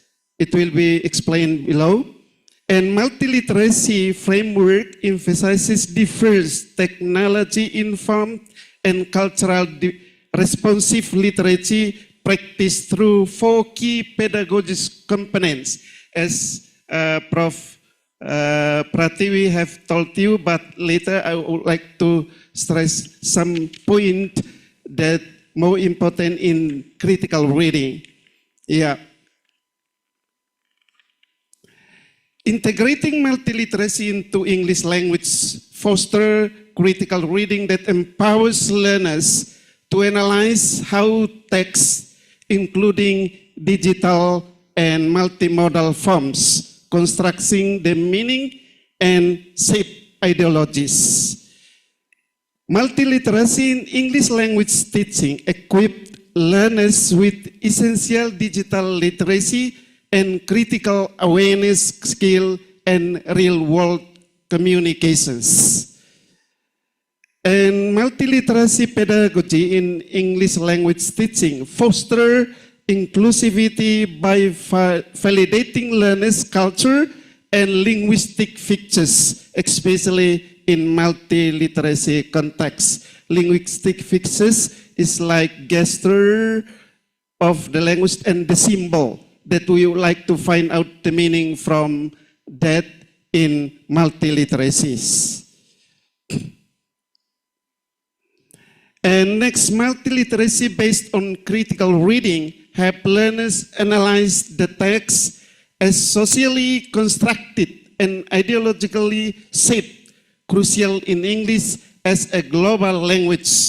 So we would like to analyze the text in critical reading. We would like to find out the effect of and also the bad of something that we learn about.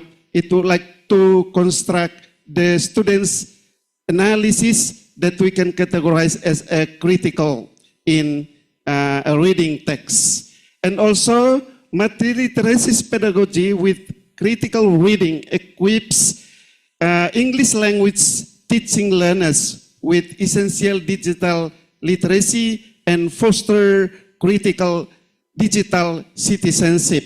So now we are not only teaching by using the material, but we need to adopt some of the media used to improve the text or the material so that the students can understand subtly the material that we are teaching about. And multiliteracy frameworks support teachers' professional growth by promoting innovative, flexible approach to digital and multimodal in ELT practices.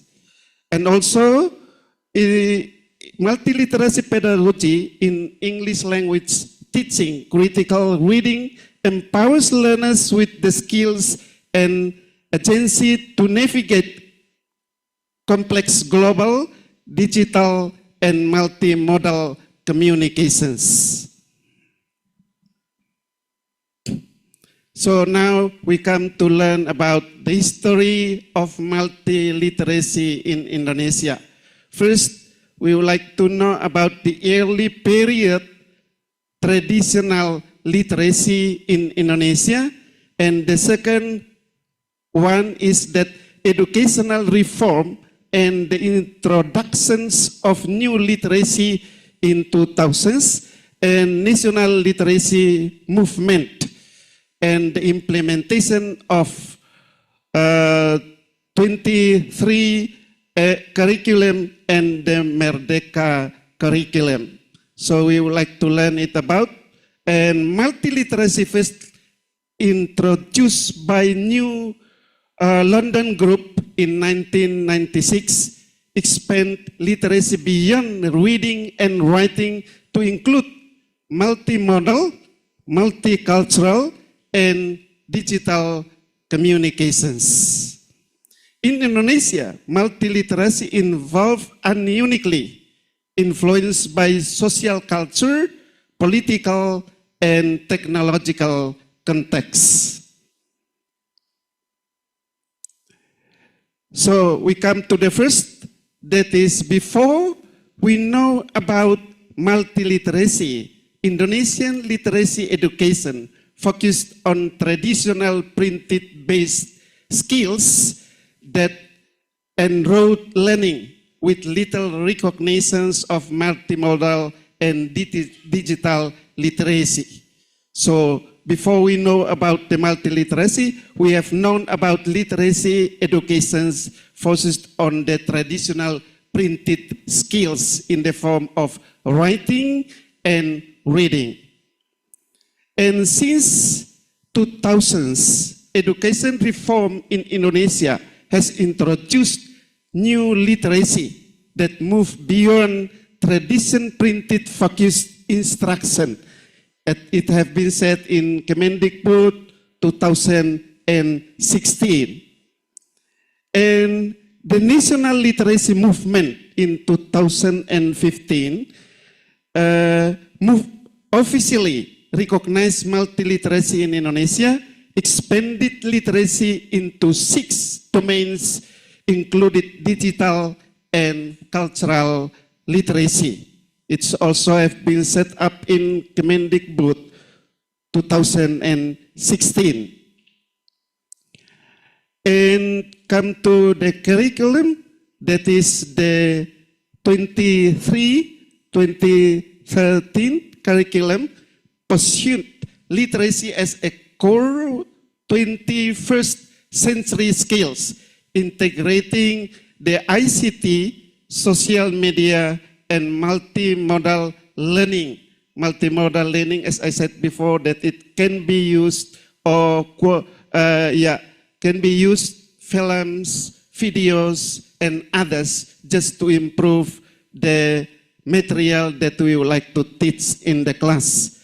And Merdeka curriculum further strengthen multiliteracy by encouraging flexible use of multimodal text and requiring students to demonstrate digital, cultural, and critical literacy. And come to multiliteracy and higher educations are applied through visual media, digital tools, and online platforms, with Indonesian university increasingly adopting this pedagogy. It emphasized to critical engage with multimodal text and global digital communications. Literacy in Indonesia focus on reading and writing to encompassing multimodal, cultural, and digital literacy. And by globalization, policy, and technology, this transformation preparing learners for 21st century challenges. Now we come to multiliteracy pedagogical framework in English language teaching. So as I said before, multiliteracy framework, it has been printed by the New London Group in 1996, that the ability to create and interpret meaning across diverse models, addressing globalizations, cultural diversity, and technological change. Multiliteracy consists of 4 interconnected components. As Prof. Pratiwi have told you about, it consists of situated practice, overt instructions, critical framing, transform practice, that together empower learners to critically interpret and creatively produce multimodal text in teaching and learning process in the class. Multiliteracy frameworks reconceptualize language as a social practice and expands literacy instruction to include multimodal and digital text, enhancing learners' critical engagement with authentic communications. And there are 4 aspects, as Prof. Pratiwi have said it, talked to you about, that is situated practice. In situated practice, we need to create some of the questions related to the material that we are going to teach about. That is, the lectures guide the students to tell their experience. That is, we can call it as an brainstorming. So brainstorming, it can be taken from the questions as the first questions just to guide students to come to the topic discussions. It can be the questions created by the teacher or the lecturer and also the pictures used. So it also to arouse the students to attend the class deeply to know about what the topic telling about by the teacher or the lecturer in the classroom. And overt instructions, the lecturer provide a trigger to the students. As you know, in each of buku paket in Bahasa Inggris, it has been stated up some of the questions.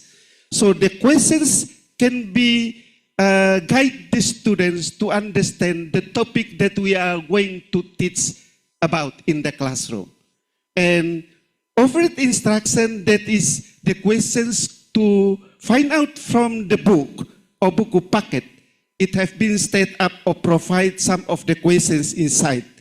And that is can be called, or we can add some more deeper questions just to make the students understand about the material we are going to teach.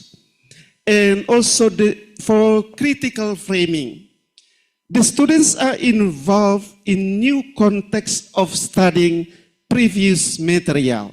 So we can find out the related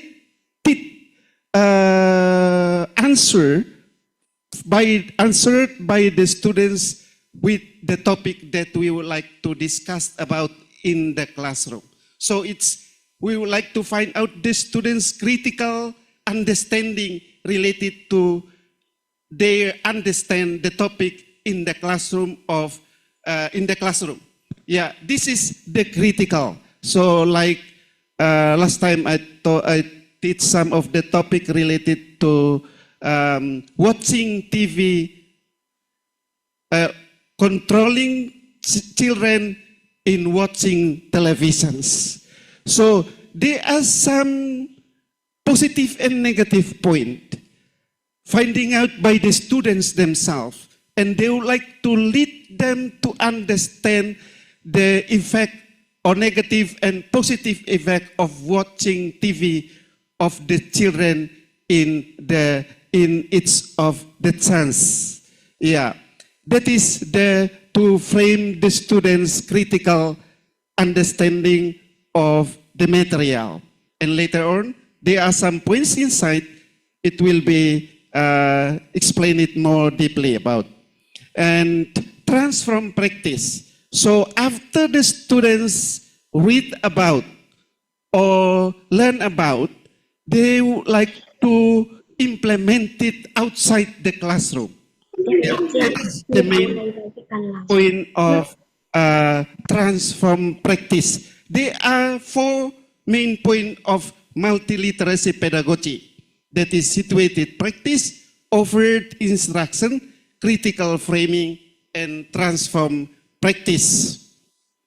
Here are some points to know deeply about the 4 components of multiliteracy. That is motivated the students to learn. It's like, as I said before, it's like brainstorming. It can be a questions, and it also can be a pictures just to guide the students to come to the topic discussions. And reference students to the previous and current experience. So we are also guide the students by their experience related to the topic discussion that we would like to discuss it in the classroom. We can ask them related to the topic, and also role model lecturers or peers. So we are, as a teacher, we need to perform some of the model that will be imitated by the students in the classroom.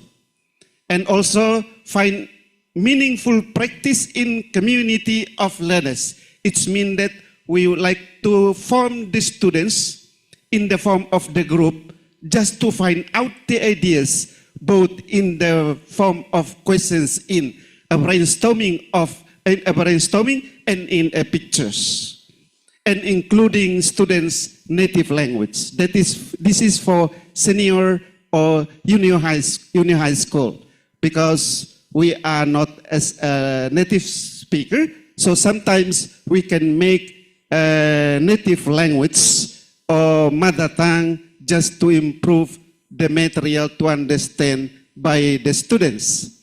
And the second is that overt instructions. We need to guide or scaffold the students' learning. It means that we guide the students to understand about a topic like teaching reading, not only to find out the meaning, but also we need to make pronunciations for the students in read about a certain vocabularies inside.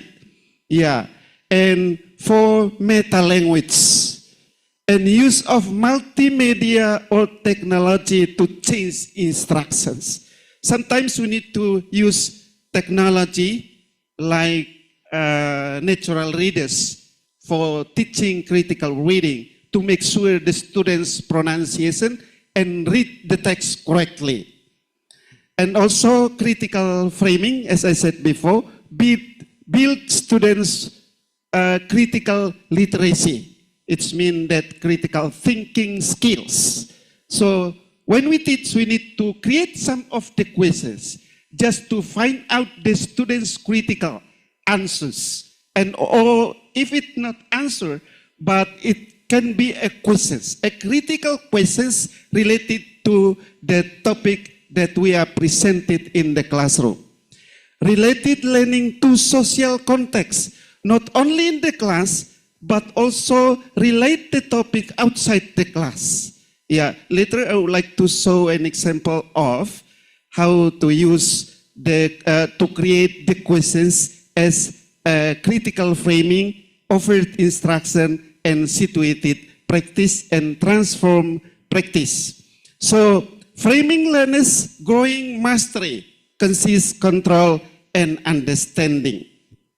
Yeah, it's also just to make the students master the topic that we are explained in the classroom. And social context and purposes, students begin to position themselves in the terms of history, social, cultural, political, cultural, and ideological relations. Yeah, sometimes we find out some of the topic related to the historical. We need to create some of the questions refers to as a brainstorming, and also refers to brainstorming as a picture and as a questions, just to find out the historical and also the social, cultural, and political, cultural, and ideological relations. And transform practice, transfer of learning from one to another context.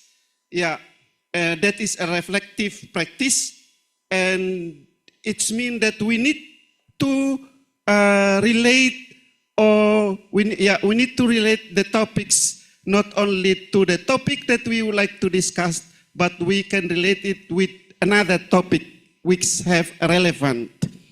Implementing the previous understanding, they are learned into contextual practice. So it's mean that after we learn, or the students learn about, they are not only learning the topic, but they also need to implement it after the class or outside the class, and the contextual assessment. So from the material or the topic that we would like to discuss in the class, sometimes we can find the students, they would like to implement the topic that we have been discussed. It can be found out from not only how to implement directly, but sometimes in the word. The students would like to give a comment, give a suggestions that we can view that, oh, the students is understand about the topic. It's a kind of implementations or in the form of transform practice in the topic that we would like to discuss.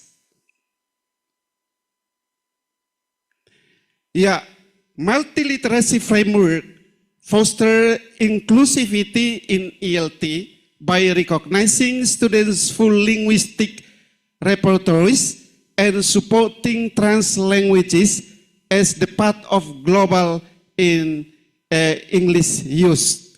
Yeah, as I said before, that linguistic repertoires, it can cover the symbols, the media, the videos we can use in the class just to find out the meaning of it. Multiliteracy pedagogy strengthens critical literacy in English language teaching by enabling learners to uncover ideologies in the text and developing critical awareness for the global citizenships. Multiliteracy framework over English language teaching a future-oriented model that integrates multimodality, critical reflections, and real-world application to support learners' linguistic and cultural identities. Yeah. Come to the effect of learning multiliteracy, especially in critical reading in English language teaching classroom. So critical reading in English language teaching classroom equips learners to analyze how texts are constructed and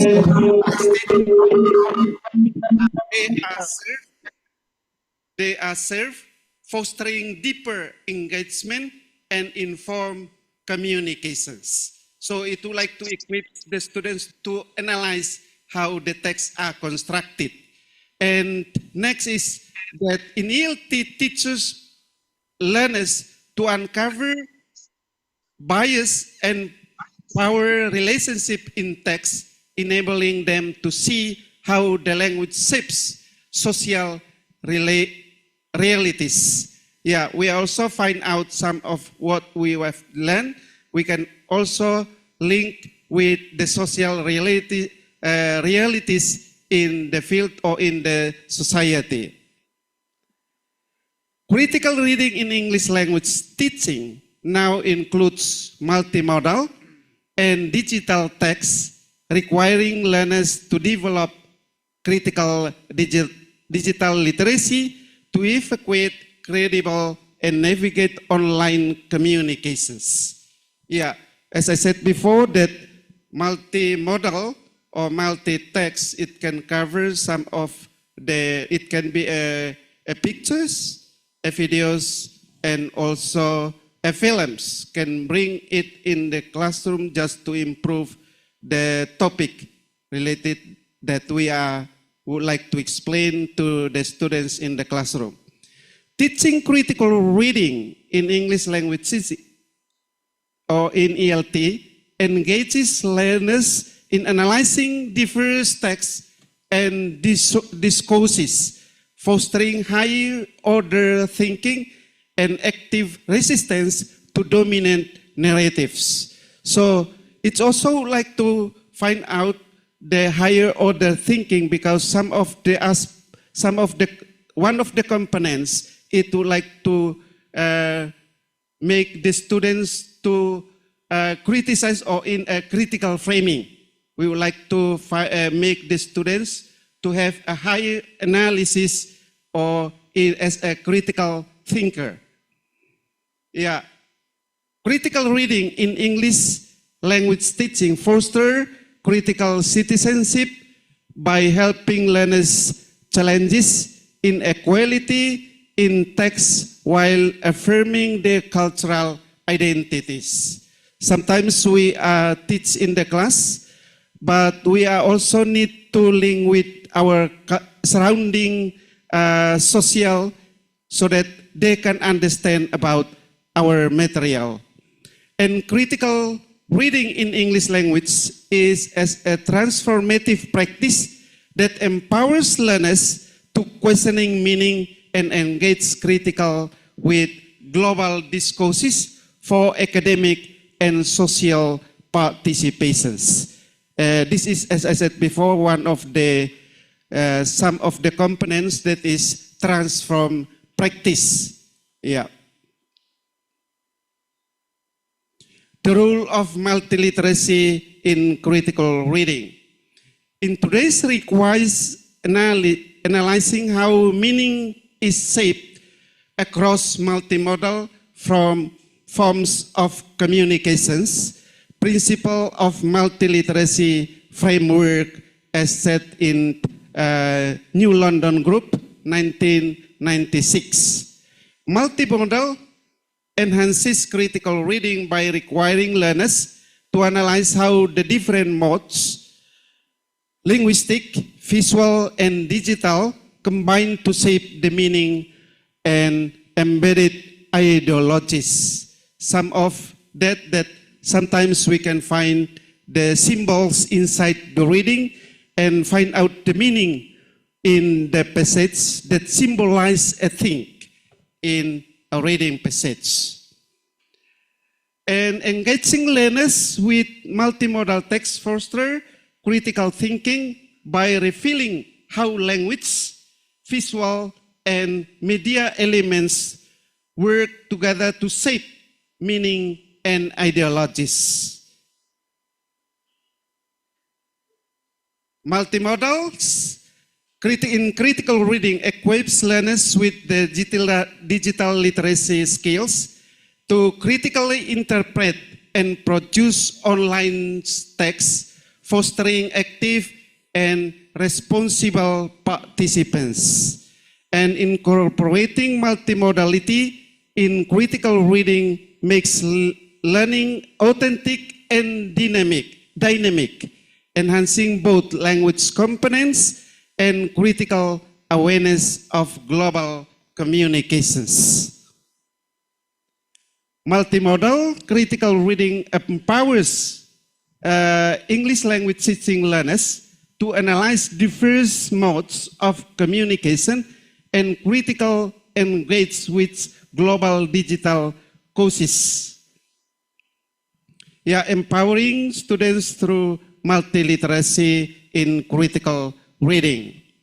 Yeah, in English language teaching or ELT, multiliteracy pedagogy with critical reading equips learners to navigate globalized multimodal communication while uncovering ideology and cultural dimensions. And multiliteracy empowers learners to engage with diverse texts and actively created knowledge, enhancing both language learning and critical awareness in learning the critical reading in the classroom. And critical reading also with multiliteracies empowers learners to question assumptions, uncover power relations, and engage critically with global issues.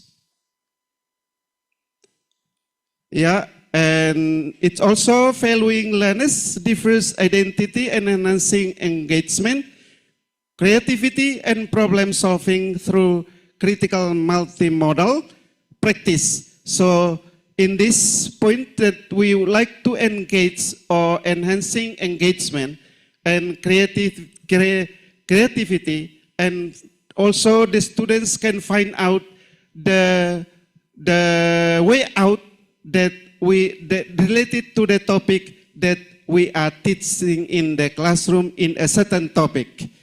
And also multiliteracy and critical reading in ELT transform education by fostering critical consciousness and multimodal competence, preparing learners to active participation in democracy societies. So in the classroom, we can create some, or to form the group just to sharing experience about the topic that we would like to discuss in the classroom. Challenges and considerations. In implementing multiliteracy to foster critical reading in English language teaching presents challenges.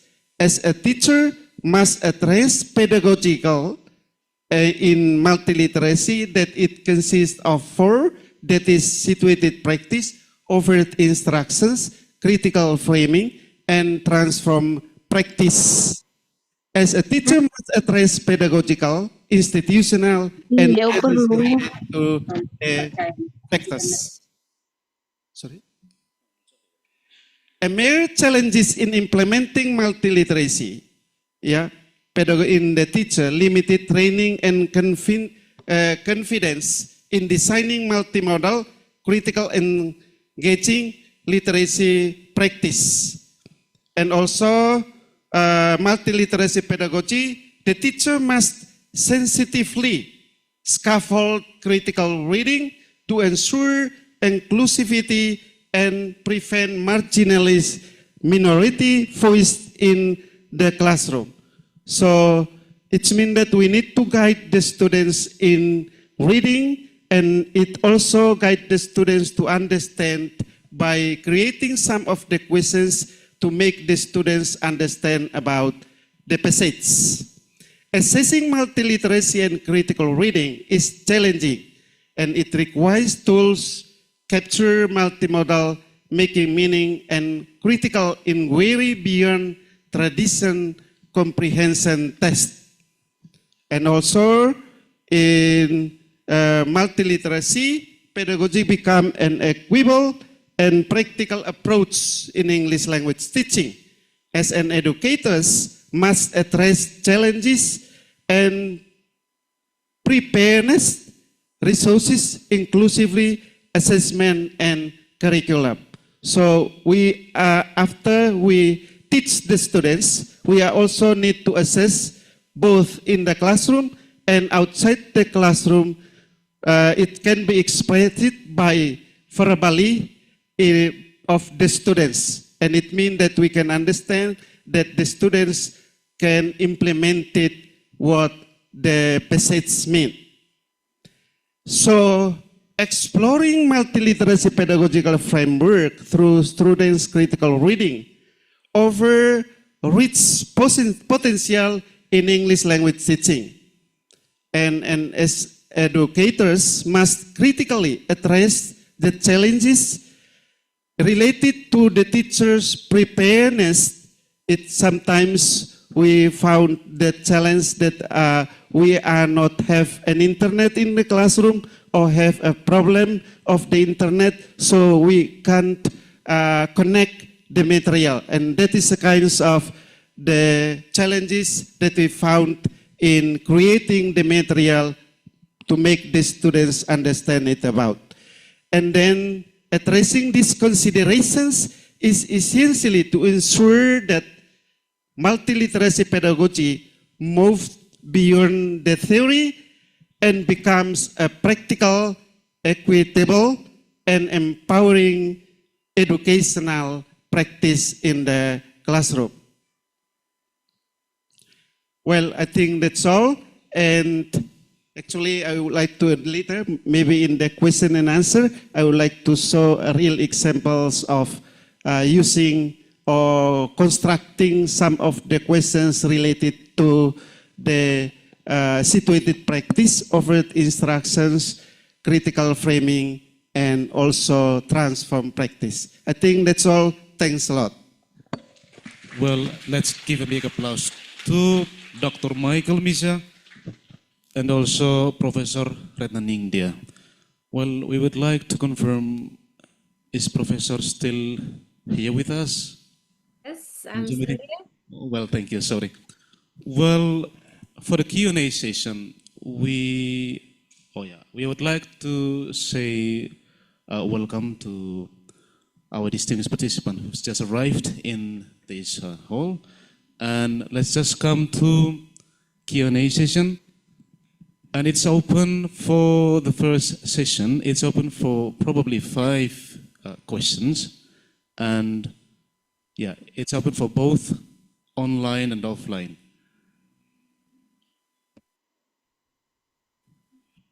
And I've got 2 questions here raised by one of our colleagues, Pak Immanuel Kamlasi.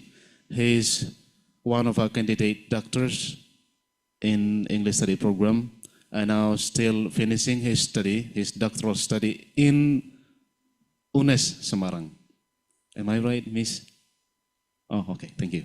Well, the first question is from Ibu Febri, and then the second I would read the two questions here from Pak Imen Kamlasi. Host, would you please help us?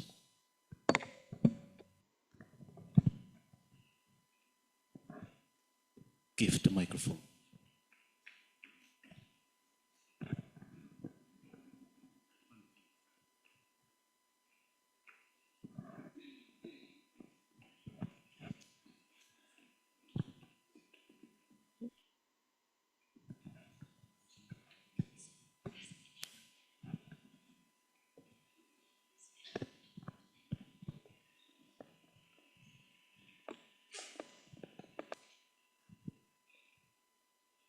Okay, thank you so much for the chance given. I'm honored to have the first offering question. I have few questions, Professor, to be offered.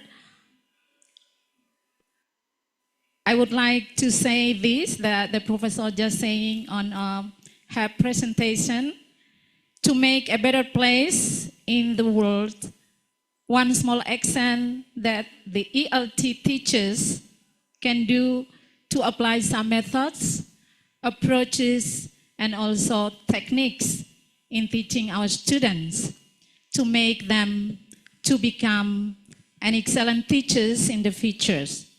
I have a small question, and it is just a simple one.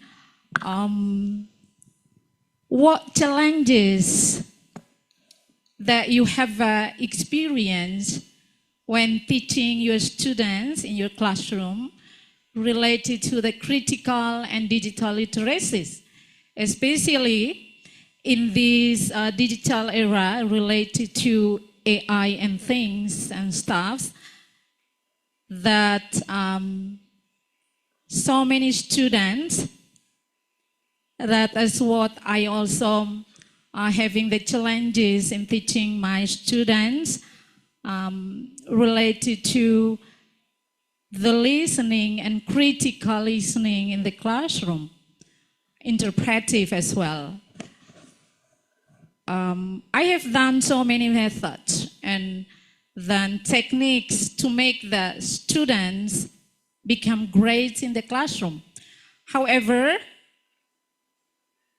what I expected, never got the result, but the students are forced to have a good score in the final exam, for example, A, B, or an A. But actually, in reality, they are in the low level of the ability of the students. What I'm concerned about is, please share with us what you have done, what you have experienced in teaching your students, in applying multi-literacies in LT class, in LT classroom, and then what challenges that you have faced in the classroom, and then what is the solutions? That number one. And then I have question number two. What research that you have been done, and then it can help the students improve the literacies in the 4 basic skills of the language, including the 3 elements of the language itself. Listening, speaking, reading, and writing, and also the pronunciation, structure, and vocabulary as well. Well, I think, thank you so much. I'm gonna deliver another question to the second speaker, but maybe this is too long, and later on for the next session, I will deliver my second question. Thank you so much. All right, thank you, Ibu Febri. Well, we kindly ask each participant to keep question in brief and to the point. And to the participants in online in meeting Zoom, you may type your questions and then let the committee write it for us, and we are going to read it to the speakers. Well, the second chance is given to the next question. My turn to respond to the question, Pak Yan. Okay, well, let's just hear the response from our first speaker. Time's yours. Yeah. Thank you very much, Bu Febri, for the wonderful questions. Well, this is not an easy question, but I suppose we know that whatever methods we use in class, we will always face challenges. Yeah, although challenges should not, undermine or should not discourage us to do, an appropriate method. Bu Febri, I'm going to try to answer your questions in a simple way. Since I don't teach at Pendidikan Bahasa Inggris, so I don't really, help directly prepare them to become future teachers. But the way I teach my students at English Literature Study programs, I can say I use multiliteracies. Yeah, although I do not teach multiliteracies to them, but I use multiliteracies when I teach. Let me think of an example. So this semester I'm teaching global and intercultural communication course. It's similar to cross-cultural understanding if you teach this course also at PPI FKIP Unimur. So for instance, the topic is identity. Yeah. So I do not directly talk about what identity is and what are the characteristics. I have this tendency to avoid talking about concepts and theories, but I always start with cases. I always start with questions that I give to students about their daily life, because students like to talk about themselves. So simple questions, and then from the responses, I would relate that to the theories. For instance, so this week we are discussing power. Yeah, power, low context and high context in our culture. If I directly talk about the concept, so high context is blah blah blah, context is blah blah blah. Students might be able to memorize the definitions, but they wouldn't have any idea. What I did instead, Bu Febri, I created a scenario. I just did that yesterday actually, because actually the reason was this. So there was a group who presented on this topic, low context and high context, but they only presented the ideas and the definitions, but there were no examples. The other students were, they looked bored, but they didn't say anything. They were just busy looking down, or they talked to each other. So I asked them, please show respect to your friends, because your friends are presenting. But I understand why they are doing this, because the message does not come across. So to make the story short, I asked two students to come forward. Let's just say Febri, Febri and Jan, please come forward. Pretend that you are getting on a bus, or maybe bemo or angkot, yeah, in your case, and somebody is already sitting there. So let's just say Pak Yan is already on the angkot or on the bus, and then Bu Febri gets on the public transport, and then you would sit next to the person. So I prepared two chairs in front, and I asked them, okay, so it's up to you how you would do that. I don't know how you would handle such situation. And you could use Bahasa Indonesia for this scenario, but we're going to discuss this in English. So that way, Bu Febri, everybody's attention is to these two students. So these two students are doing the scenario. one student is sitting already, and then the other student pretends to, to go to get on the bus, and then she would say, permisi, Mbak, ini kursinya kosong. Oh yeah, and then they sit down, and then the student who just got on the bus open the conversation. Mau kemana Mbak? Ke kampus. Kuliah di mana? Di UNESA. Oh, di UNESA. Saya juga di UNESA. Oh, yeah. And so the other student who was already there, oh, yeah. Di prodi apa, Mbak? Sastra Inggris. Oh, saya juga sastra Inggris. Angkatan berapa? So, see, they were having the conversation, but it is apparent that in the conversation, the first person who is already on the bus is reluctant to conversation, while the other person is quite active. So she talks a lot. She tries to initiate the conversation, but the other person just said, "Oh yeah, okay." So the second person finally knows. Okay, saya kerjakan tugas saya dulu. Oh yeah. And then after that, they stopped the scenario and we discussed it. So everyone, what did you see? What did you observe in the conversation? What can you say about the person who was already on the bus? So students would say, yes, ma'am, the first person didn't really want to talk. What about the second person? Oh yeah, she wanted to break the ice and then made the conversation going on. But did she get a good response? No. So what did you do if you were in the same situation? Oh yeah, so if the person doesn't want to talk to me, then I wouldn't talk. So that's how I do the class. That's how I teach the class, Bu Febri. I always try to make the class interactive by using cases, by using students' experiences. After students experiment on this, then I can say, well, what we just observed is an example of high context culture. We see that the first person doesn't say, maaf Mbak, saya nggak mau ngomong, saya nggak suka ngomong. We don't say that, but we would just use our gesture. Oh yeah, oh yeah.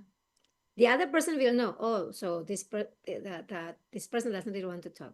So by using gestures only, we know that that is the message.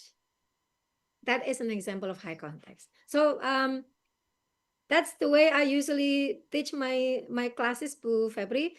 I use cases, real examples. I ask students to do that, scenario role plays before I talk about the concepts. Yeah, that way students will be more engaged. And then they will say, oh, begitu toh, ma'am. Oh, ya, paham. But if I start the class by saying, today we're going to talk about high context and low context culture. Low context is blah, blah. Students won't get it. So how do we relate this to multiliteracy's pedagogy framework? The case, the scenario, that's situated practice. But when I say, well, in high context, we do not speak directly. We do not tell the person our purpose, but using gestures, body language, that's the message. And we expect people to understand. That's high context. But in low context, we can say, if we want to borrow some money, hey, pinjam duit dong, aku lagi bokeh ini. That you're direct, that's low context. But do we do that? If we want to borrow money? No, we would say, hey, gimana kabarnya? Kok lama nggak ketemu? And then just say blah, blah, blah. And then, oh, ini saya kebetulan lagi nggak punya duit, gimana ya? Yeah, low context.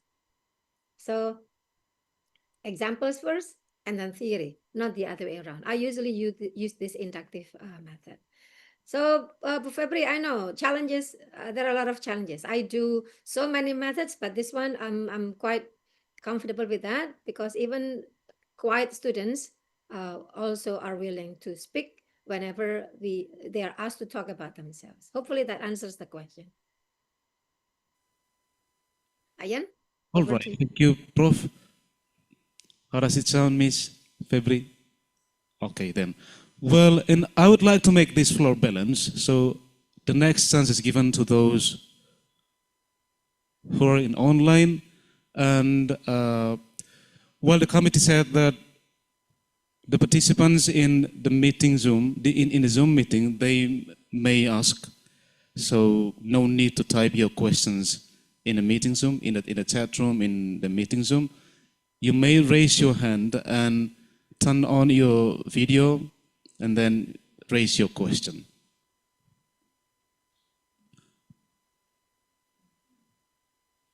Okay, yeah, we've got one in the Zoom meeting. Introduce your name and then say your question. Don't forget to mention to whom your question is addressed to, okay, for my dear audience in the meeting Zoom. Say your name, don't forget to mention to whom your question is addressed to. Yeah, thank you.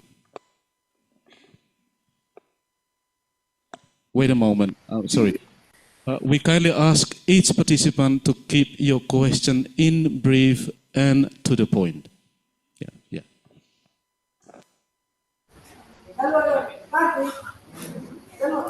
Yeah, thank you very much for the time given to me. My name is Petrus Convoy. My question is to Prof. Pratiwi Retnaningdia. My question is, how can teachers apply or implement multiliteracies in the classroom for schools in a remote area to enhance or to improve students' communication skills and prepare them for an increasingly globalized and digital world? Thank you very much. Yeah, thank you very much. Pak Yan, should I respond to the question directly? Yes, if you're ready. Yeah, thank you, Pak Petrus. Yeah, that's a great question, and we also understand that teaching has to be in accordance to the students' level, and also demographically, we also need to consider where they come from. First things first, Pak Petrus, we need to find materials that they can access. Yeah, especially if it's at school. So I don't know whether you're familiar with this, but perhaps I can show you some links, stories that you could use. Let me just go to Let's Read Asia. Let's Read Asia.org. Everyone, you could also access Let's Read Asia through your device. So go to Play Store and App Store, yeah, and find Let's Read, yeah, find Let's Read with the elephant. Can you see that? This one? Can you see this? Yeah, you could access this through this website, letsreadasia.org. But if your cell phone is an Android one, you could find this app in App Store. Let's Read. You will find the symbol and then Let's Read. So, Pak Petrus, just to answer your question quickly, you could find materials like this that students can access because the teacher can download the books. And the stories come with several levels. I can show it to you. So Let's Read Asia is managed by the Asia Foundation. There are, I think, hundreds of books now available in different languages, maybe including some local languages. That is Minangkabau, Javanese, Sundanese. I don't know whether it comes in Bahasa, your local language, but Bahasa Indonesia is available there. And then it comes with 6 levels, from level 0 up to level 5. If you're talking about high school students, maybe junior high school students, I would say level 2 or 3 would be sufficient. So the first thing that we need to determine, Pak Petrus, is the level of students' competence and then their interest.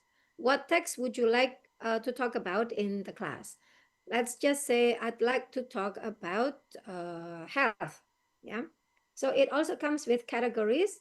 I'd like to talk about health. It's important to talk about health and well-being. So I'm going to click health. And then let's just say I want to find books in level, let me say level 2 probably. And then I'll show the books. So there are a lot of books now. There are 15 books available. Strange Creatures, Look Out, Lutando, and they also come from different countries. the good thing about Let's Read Asia is that the books can be downloaded. So the teachers can download the books and can send the books to the students. So you don't need to have an internet connection for that. Yeah, only one person needs to have the internet connection. Let's just say I want to click which one? Maybe Strange Creatures in my school bag. Yeah. And then so it's level 2, 18 pages. It comes in 3 languages. If you look at the name, it seems to come from Laos. Yeah, it says here, the country of origin, Lao People's Democratic Republic. So this is amazing because the stories are simple and they also come from different countries. And most stories are about villagers, yeah, people who come who live in small villages. So let me just read this online. We can check. Pat's school bag is very dirty. He puts everything into his school bag. Yeah. So very simple. Even primary school students can read this. Yeah. For primary schools who already teach English. He never cleans his bag. His bag is dirty and nasty. Now, the question that you ask, how can we implement multiliteracies here? You can think now. Before the teacher invites the students to read this text, we can ask, okay, everyone, we'll be reading a book about cleanliness, but first of all, could you check your bag? So everybody will be busy looking at the bag. I'm doing this spontaneously, Pak ya. Ini spontan aja. So now look at your bag. Check what is inside there. Do you categorize your stuff? Now, do you think your bag is dirty or neat? Is everything tidy? And then I would say, oh ya Pak, tas saya ini nggak karu-karuan kotor. Oh, mine is actually very organized, Pak. So we start with their conditions. Okay, then, now that you know that your bag is not really clean and your friend's bag is really tidy, we're going to read a story together about Fat's bag. Yeah. So before we read this, let's look at the cover. So do not start reading the text, but look at the cover. It says here that the story comes from Laos. Does anybody know where Laos is? Laos? Anybody knows Laos? Di mana Laos? And then you can open a map, Asian map, Southeast Asia. Jadi nggak langsung. And then so you can open the map. So where is Laos? Oh, Laos is here. How far is it from Indonesia? And do you know how to go there? A lot of things we can discuss before we even discuss this. Yeah, so let's just say we already discussed that text and then we discussed some difficult words. And then after that, we invite students. So now, what do you think about Fat? Is there any reason why Fat's school bag is always dirty? Some students can say, iya Pak, ibunya nggak pernah bantu nota bukunya.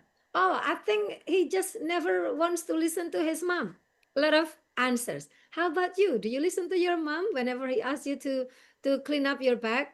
A lot of things we can ask, but itu tadi critical framing. And then the transform practice. Okay, everyone, now that we have already finished reading this, I'd like you to do something. This is secondary, yeah, SMP, yeah. So now I'd like you to write a short paragraph that is your promise to yourself that from now on you will make sure that your bag is always clean and organized. Yeah. So I give you 10 minutes to write your message. Yeah. This can be a message to your mom. This can be a message to your friend. This can be a message to yourself. So students will have their own messages. Mungkin ada satu siswa writing a letter to his mom. Dear Ibu, I'm sorry I did not listen to you. So starting today, I will make sure that my bag is always clean and tidy. Just 2 sentences, but that's transform practice. And that will already change them, their awareness about health and well-being. So Pak Petrus, what do you think? Do you think these steps that I just mentioned spontaneously, do you think it's doable? Yeah. So multiliteracy is actually very simple, but we need something.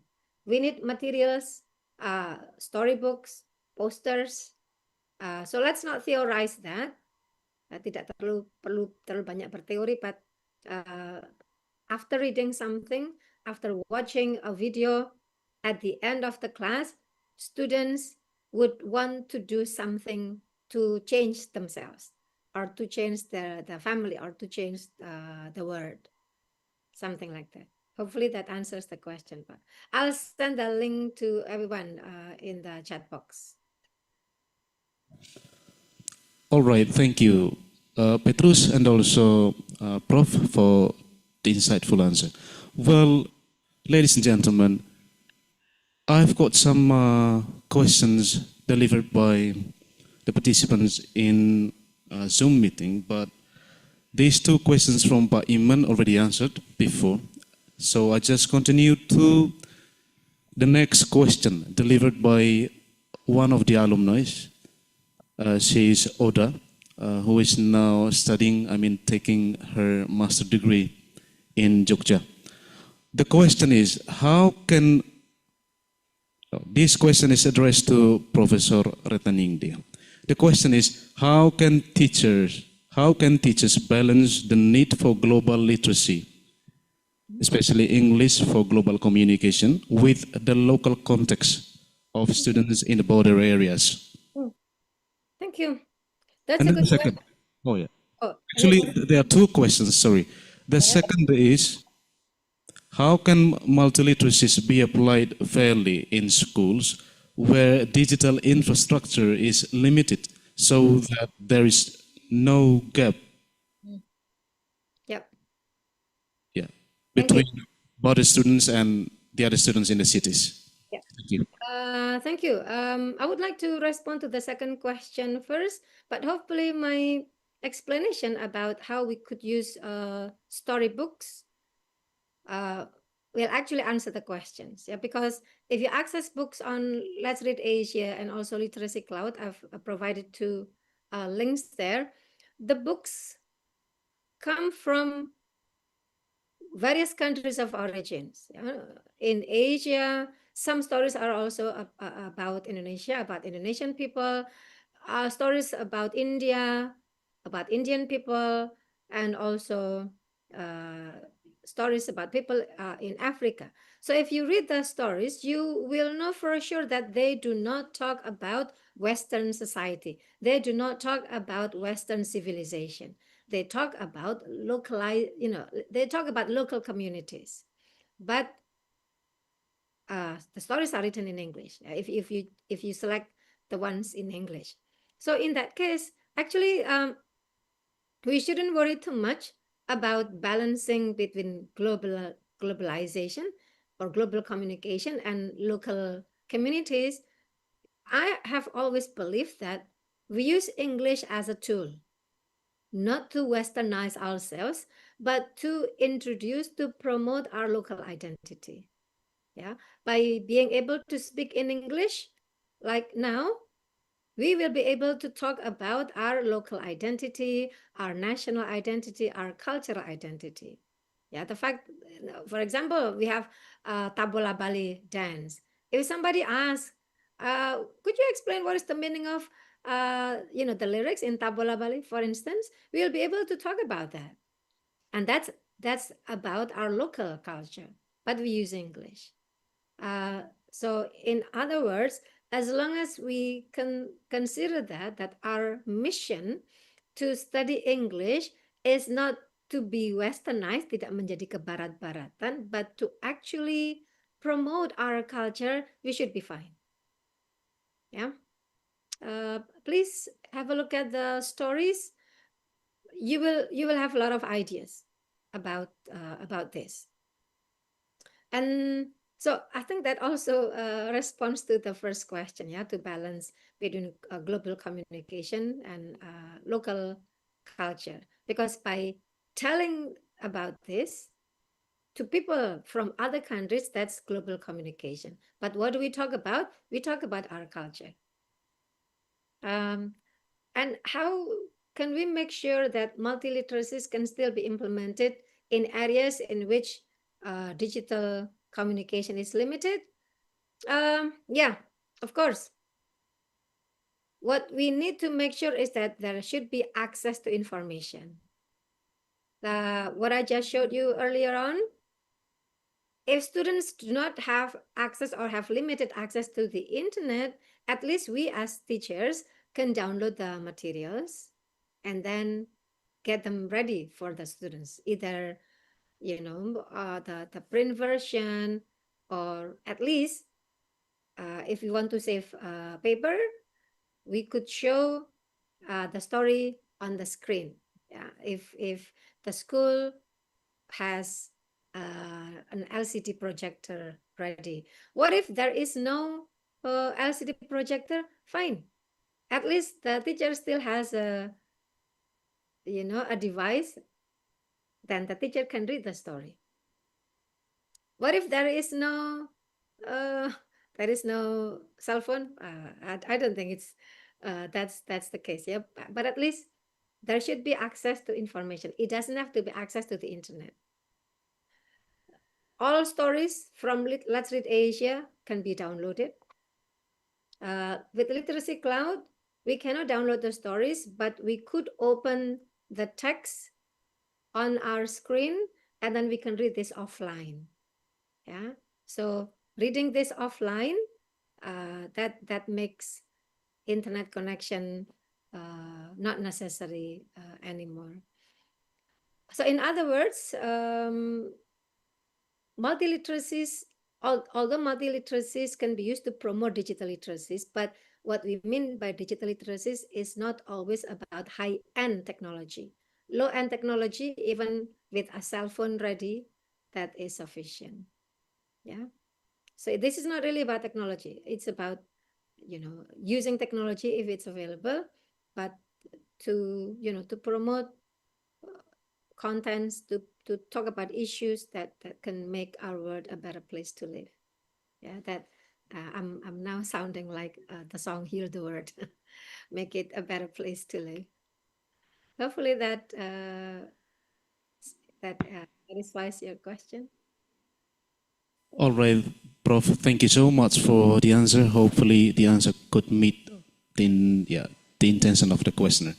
Well, ladies and gentlemen, I think we need to come back to the floor. I mean, to the offline version, offline format. I mean, it is a hybrid, and I would like to emphasize that it is open for the questioners who want to address the question for both speakers, either Pak Mike or Professor Retnaningdia.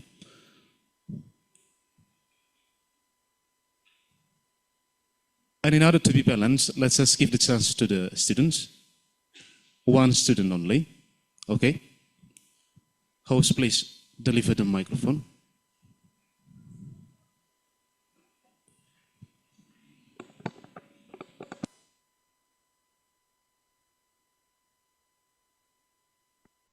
For this session only, and then I will open the second session, and then you may ask, I mean, for my students, for the students. Okay, thank you. Yeah, say your name, and then who wants to address your question? Well, thanks for the chance that given to me. I am Joseph, and just call me Joseph. I have a simple question addressed to Dr. Mikhail Misa. So I am a student. As a student, I understand that literacy is crucial for developing strong communication skills and sound critical thinking. However, I often struggle to stay consistent with reading different types of materials. So my question is, what's the best way to build a reading habit and maintain consistency in literacy to enhance my communication skills? I think that's all, and thank you. Pak Mike, did you get the question? Did you get the point? So thanks a lot for Joseph. And your questions is that how can we make critical reading to be a habit, yeah, in your reading? Yeah, it's a critical questions, but to make a critical reading in our learning, it's mean that before you learn, so it, as stated in multiliteracy here, it's that you need to have a motivations, yeah, how to motivate you yourself or your students to have an interest in learning, yeah, in learning about. So, as stated in each of the multiliteracy pedagogical framework, is that consists of situated practice, overt instruction, critical framing, and transform practice. From those 4 steps, you can create some of the questions both for yourself, for your students. So it's mean that you need to make the students interested to the topic. So it's mean that it will be a selected topic. And each of the topic, when you like to use, you need to create some of the question as the steps of situated practice, or it be as a brainstorming. Brainstorming, it's mean that how to guide the students to be interesting in each of the topic. So create a usual questions related to a topic that you like to teach. And after that, you come to find out some of the critical questions in the form of overt instruction, as I said before, that you need to prepare the questions taken from the book, or it can be created by you yourself. Or if you yourself, before you read, you need to have questions. What for I would like to read these kinds of texts? And how is it? So from that kind of questions, it's mean that after you read, you have an impressions of the information related to the topic you are read. So it's a kind of motivations. It's a kind of interesting, a kind of steps to motivate you to have an interesting in reading a passage or a material or a topic. That's why to be a habitual, it's depend of it, and it's depend of the topic that you like to teach, to use it for teaching. It means that you like to select the topic as an interesting topic. And you also need to create a brainstorming questions as a situated practice for the students to understand or to guide them to come to the topic. So that is kinds of steps to have a motivation in a reading passage, because that is one way in the multiliteracy pedagogy framework. It's a situated practice. So you need to create any situation related to the topic that you would like to teach in the class. Like one of the passages here, watch your kids while watching televisions. As a brainstorming questions, because it would like to make the students interesting in the topic. First, you need to ask, do you think that television is an important in your life, especially for the children? Before you come to the deep questions to understand about the text. And the second, do you think that all program or television are appropriate for the children? The third, what are the effects of spending too much time on watching television during a day? And the last, what are the best tips to protect children watching a television? So they are a guided questions that just to guide the students to come to the topic discussions. And it would like to motivate the students have an interest in reading the passages. Yeah, and if you see the students, they are still confused, you can make sure by using the pictures or the videos.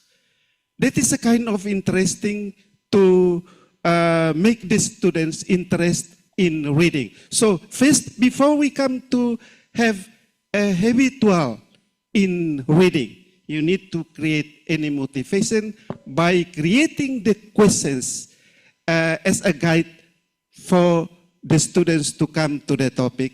And also not only the questions, but also using any videos, any pictures related to the topic that you would like to discuss. That is a kind of, or the steps of how to guide the students to have an interest. And having, after having an interest, they will be habit in reading any passage or any topics. So the first one is that you need to create some of the questions. That is for your students, but for you yourself, when you like to build an interesting, so that after you read, you can imagine what information inside. The first question is that, what's for this topic for me? And how is it? So from these two questions, after you read the passage, you will have any information inside your mind. And it's also make you interested in reading any articles. Yeah, before you come to the, so from those steps, it will make you habit in or interesting in reading any articles or any passage. It is the answer. Right, ladies and gentlemen, let's give a big applause to Professor Retnaningdia and Dr. Michael. Well, ladies and gentlemen, the first session is finished, and now let's open the next session. As usual, this session is open for our both speakers, Dr. Michael and also Professor Retnaningdia. For those who want to raise questions, just raise your hand and say your question. For the online participant as well, you may raise your hand in Zoom meeting and then just turn on your video and then raise your question. All right, let's just give the first chance to those who are in front. Ladies first, Pak Jeffrey, probably ladies first, yes. Yeah, host, please deliver the microphone.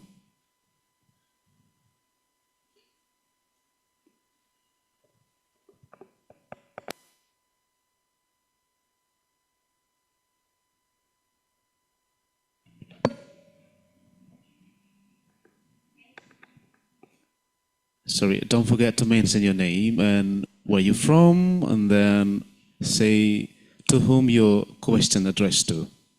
Okay, thank you.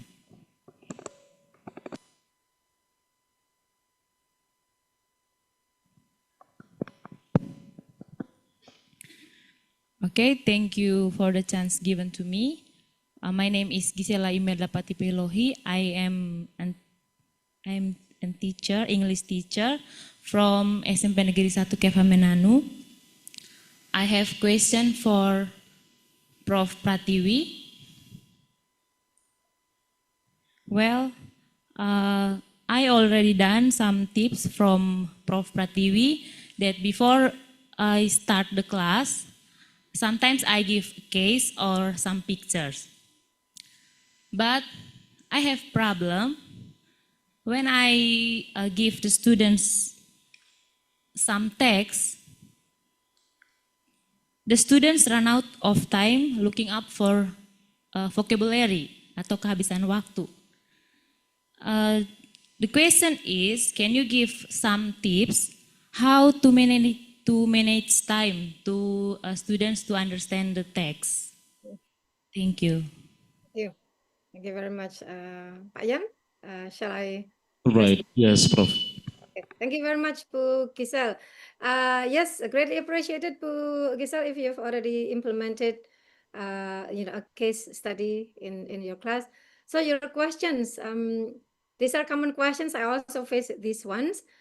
But if you see that students run out of time when trying to find, let's just say, the meaning of the vocabulary, maybe because the text is too complicated. Yeah.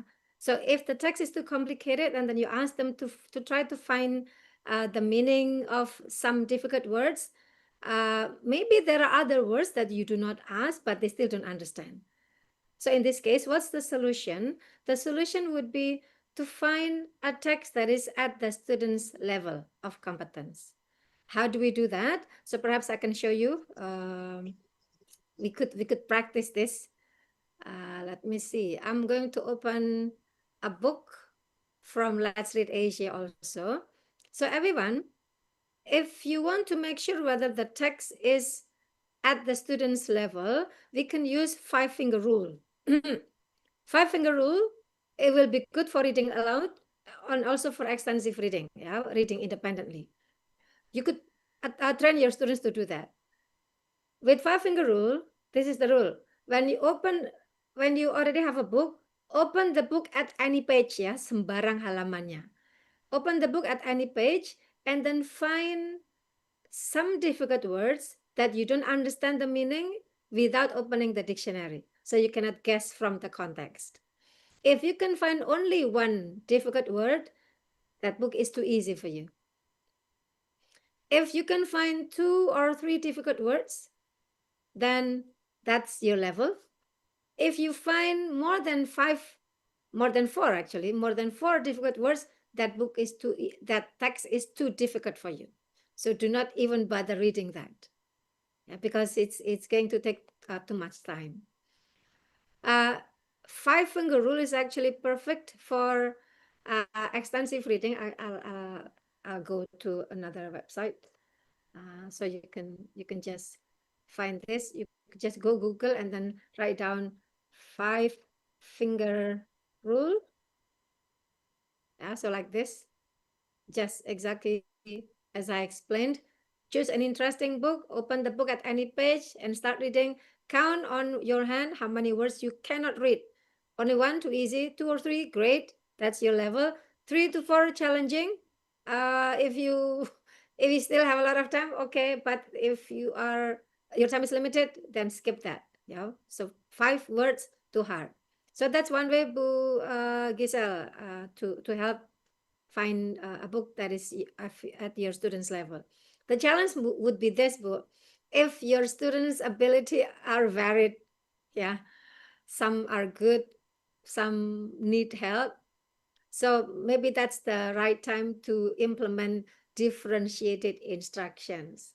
So by providing different materials for different groups of students, it's impossible to prepare, let's say, 40 different materials for 40 different students, but at least you could group the students into maybe four groups depending on the level. So advanced learners, let me stop sharing the screen, or let me just go to the other one.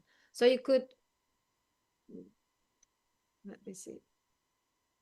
I'm trying to go to Let's Read Asia. So you could group the students, the advanced learners yang bagus-bagus, you can give them the same material. And then you can have another group, struggling readers. They need time to understand, struggling readers. Or maybe simply students who, I don't know whether there are students who still cannot speak in Bahasa Indonesia. This is a different problems. But in Indonesia, I think since everybody speaks Bahasa Indonesia, you can at least have 2 groups, struggling readers and advanced readers. Or maybe if there is another group, that you can have the average ones. So you can create 3 different materials on the same topic. When I say different materials, it doesn't mean that all of them have to be storybooks. Maybe the advanced learner can be given a storybook. The staggering one can be given a poster. The average one can be given, a different set of material, but the topic is the same. Yeah. So just to continue, everyone, with this.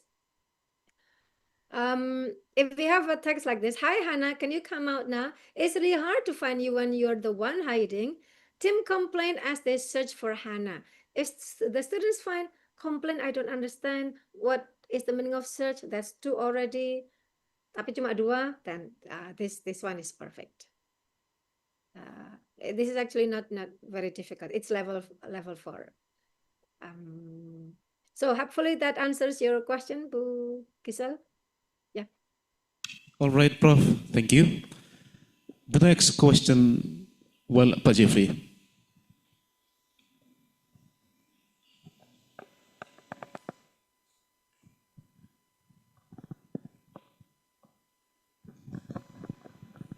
This mic. Well, good morning, ladies and gentlemen. My name is Jeffrey Anus Nepsa. Just call me Jeffrey. I am one of the alumni of English Study Program 2020. I really like this question is to Professor Prativi. I really like to talk about gender equality. Yeah, as you said before, Professor. So in a simple way, gender is when a woman can do a man's job, and a woman can do man's job. So based on the patriarchy issue, sometimes it will difficult to change it because of the mindset. Yeah. So my question is, how the way to change the mindset or patriarchy issues so it can be gender equality? Thank you. Okay. Thank you very much, Pa Jeffrey. Yes, gender equality is actually not only about women to be given power, because oftentimes men may also feel victimized, yeah, with the societal pressure that men have to be masculine. What if there is a man who is, a real man, but he is not well built, ya tidak, badannya tidak tegap begitu. If that is the case, is the man not masculine enough? Sometimes the societal pressure is not good for us. So, Pa Jeffrey, just to respond to your question, when we talk about gender equality, actually it's not only about the idea that men can do women's job and women can do men's job. Yes, that's one, but it doesn't have to be that way. Yeah. Even when a woman, a highly educated woman who has a job, a great job, and then at home she still does the household chores, does it mean that she is the victim of patriarchy? It doesn't have to be like that. As long as the woman is willing to do that, not because she is pressured to do that, then she has a voice. Yeah. She has a voice to make a decision. Yes, I have a good job. I'm a lecturer, but at home I also like to cook. I also manage things around the house, and I enjoy that because I really embrace my role as a mother. If that is the case, this woman does that not because her husband asked her to do so, but because she knows it's a good thing for her, for the kids, and also for the whole family. And in other words, Pa Jeffrey, it's more about women's agency. Let me write down the words here. So women's agency. When women have power to voice, to express their opinions, then it's okay. A woman with a master's degree, for example, the society might expect her to find a good job, yeah, to also become a lecturer. But this woman, when she gets married, and she tells her husband, I think I will just decide to stay at home because I want to be with the kids, and I know that the best teacher would be a mom.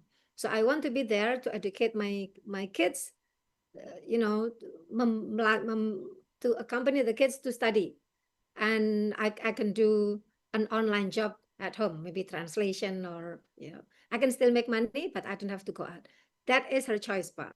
If that is her choice, although the society might think, you already have an MA degree, but why don't you go outside and work? This is my choice. I want to stay at home. That's also women's emancipation. If there is a man who says, I think I prefer to stay at home with the kid, and I'm pretty good at managing an online job. If a husband chooses to do that and then the wife goes outside to work, if this is their agreement, although the society might question us, kok suami di rumah ke istrinya keluar, but if it is it's their agreement, then that's also about gender equality. In other words, gender equality is not a uniformed term. Every family will have his or her own way of managing, but as long as both agree with this, they are already, they already understand gender equality. So equality does not mean the same, but it's proportional. There are a lot of texts in Let's Read Asia. If I could go back to Let's Read Asia again. Let's Read Asia. Yeah. So there are a lot of texts in Let's Read Asia about women.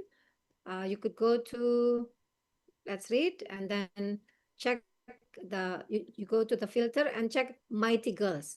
So stories under the category of Mighty Girls are all about girls who have power. I'm just going to pick up one from level, let me see, maybe level 3, and then see what text we have there.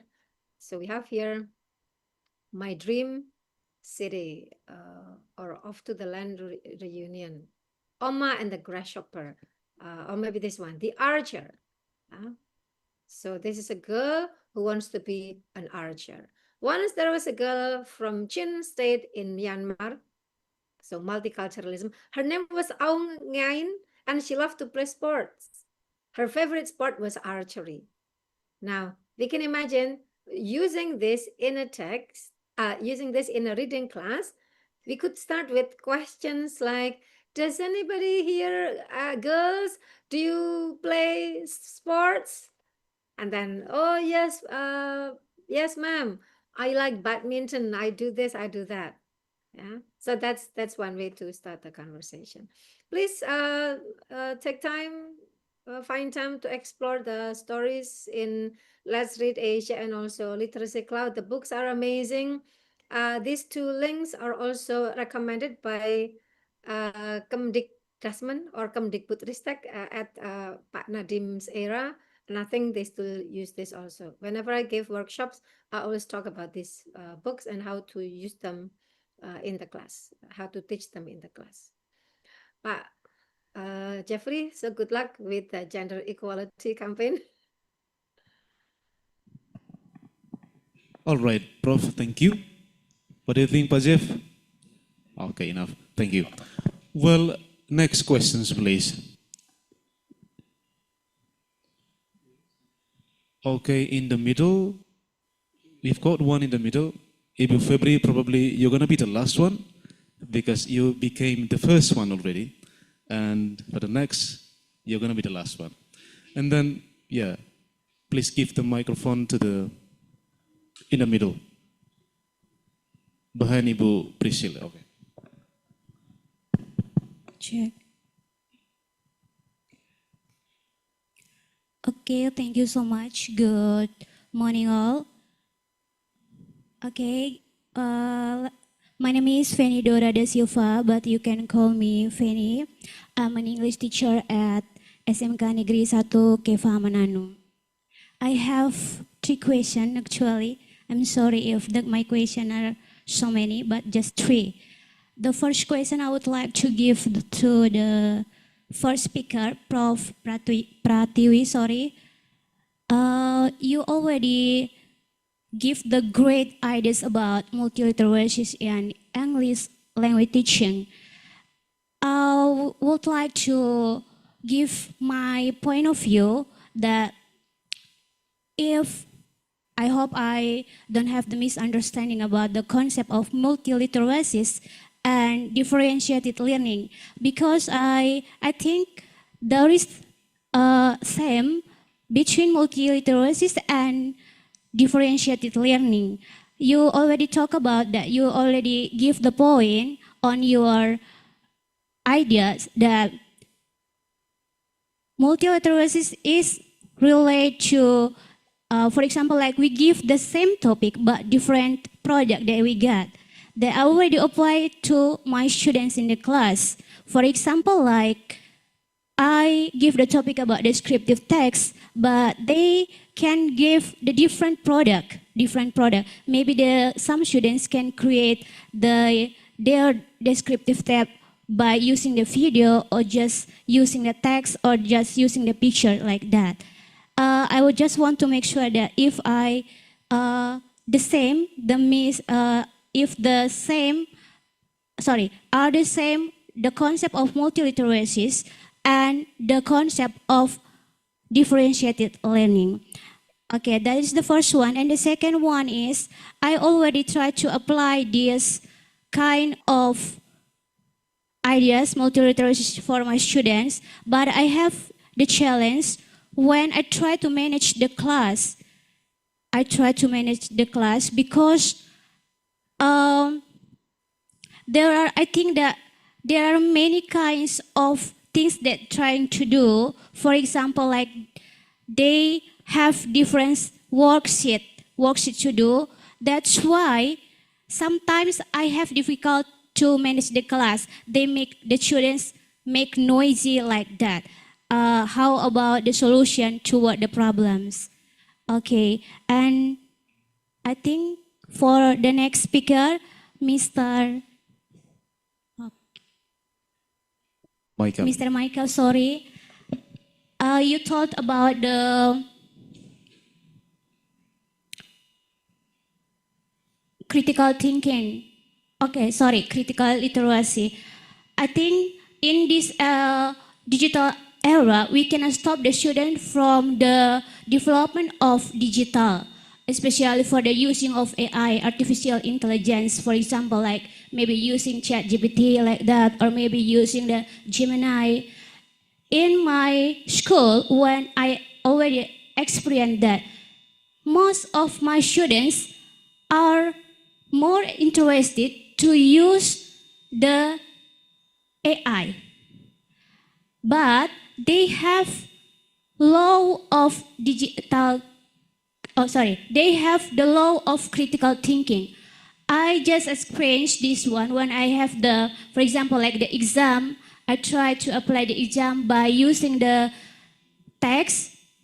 Some of students maybe just like I ask the question, I give the question different, and they give the different answer because they don't read the text. Sorry, just make your question in brief. Okay, sorry. So my question is, what your solution to encourage students critical thinking when they try to using AI?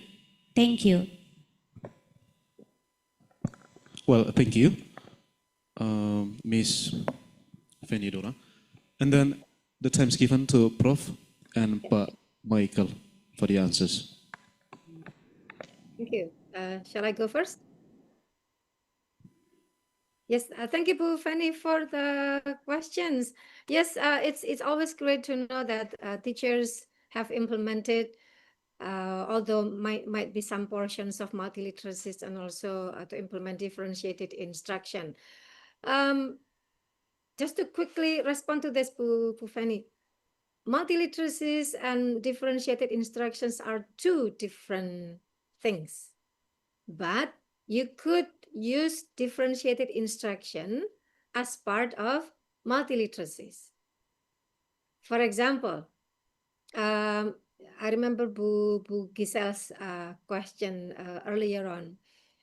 When you have students who have different levels of competency, yet you would want to invite students to talk about the importance of cleaning up, yeah, clean environment.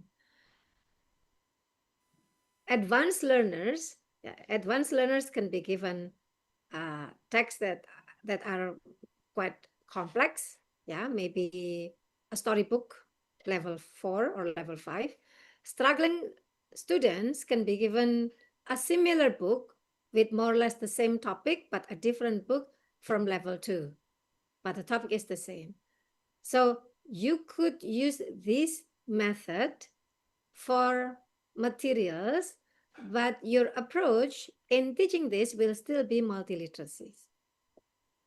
With differentiated instructions, we do not differentiate from the very beginning book. Usually it's classical first.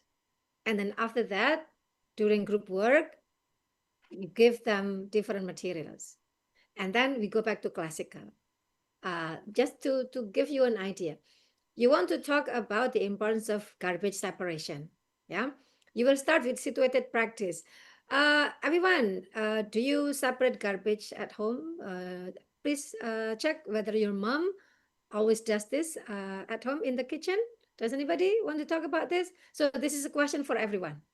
Everyone is invited to give their experiences or to provide their knowledge. Does anybody know why it's important to separate garbage? Ayo, ada yang tahu nggak kenapa penting untuk memisahkan sampah ya? It's okay to use bahasa Indonesia or maybe your local language every now and then. In language teaching, we call this translanguaging. Yeah, translanguaging sometimes makes the conversation more efficient, especially if we have to use words from local language. Yeah, but just do not use this too much because we teach English. So that's classical. All right, then, now that we already know that garbage separation is important, we are going to discuss some text about this.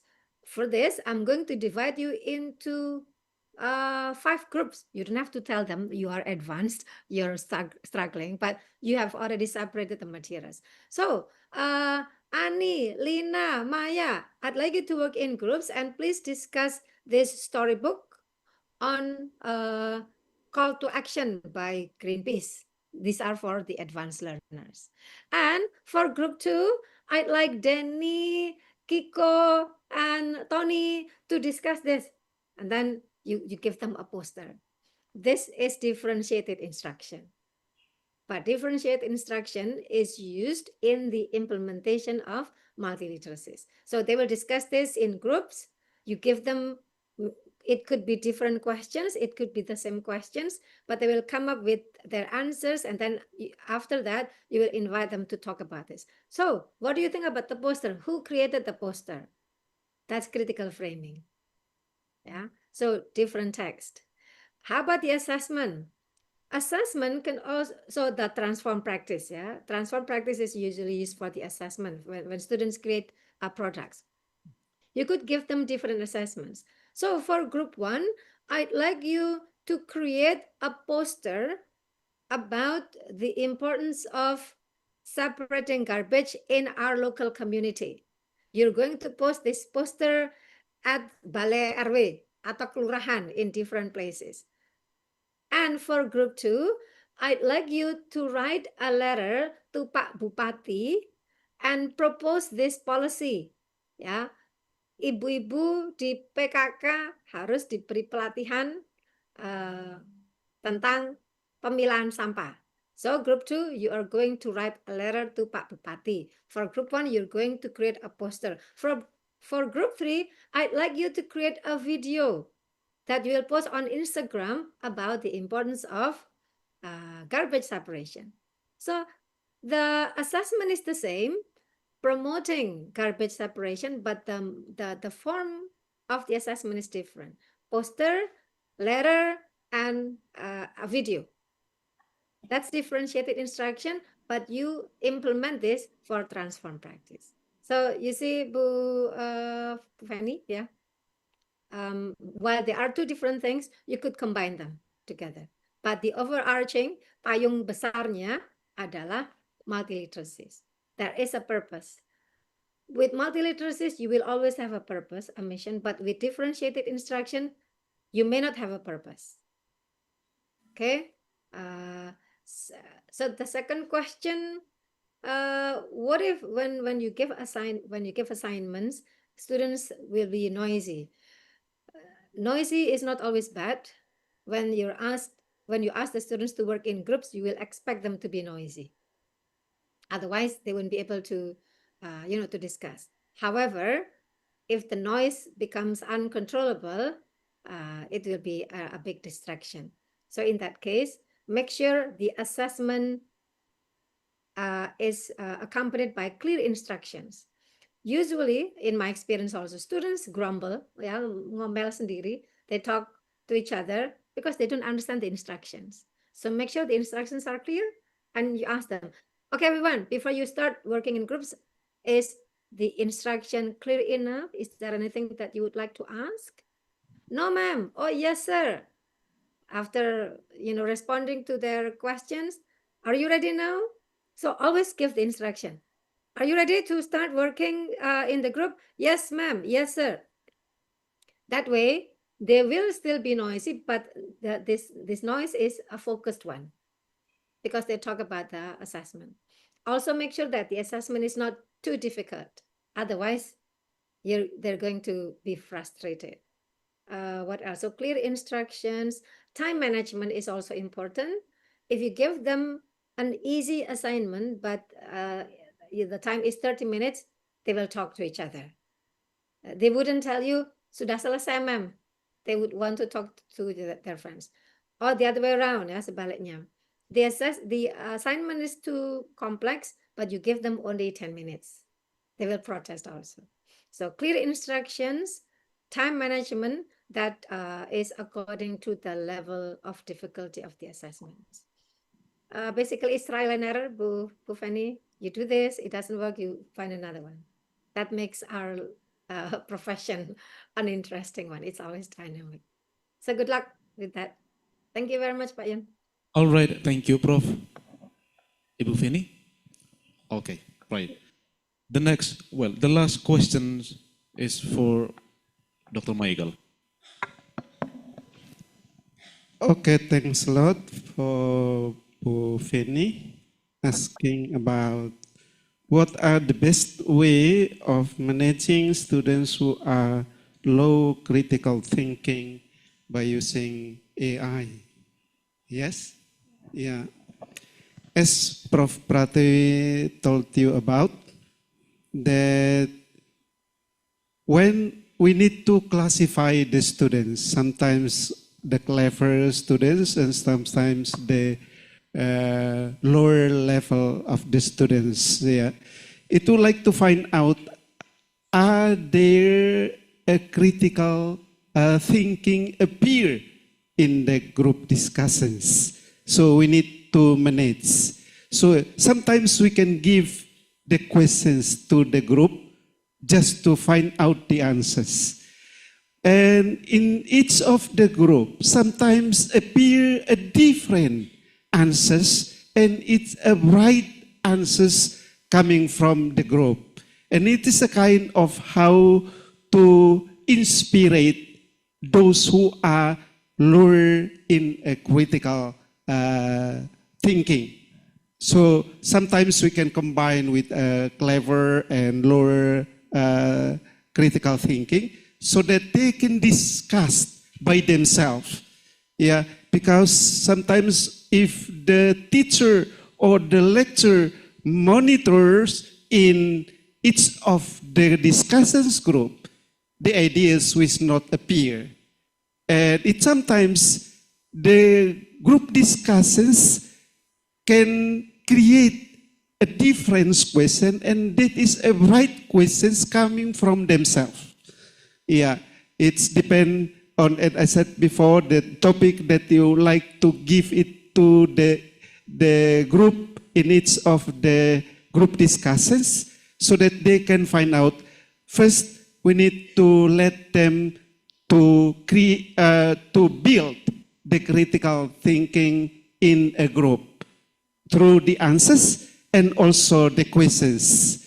That is an interested to motivate those who are lower critical thinking. Because if some of their friends inside the group and they're asking a questions and they will be aware on that.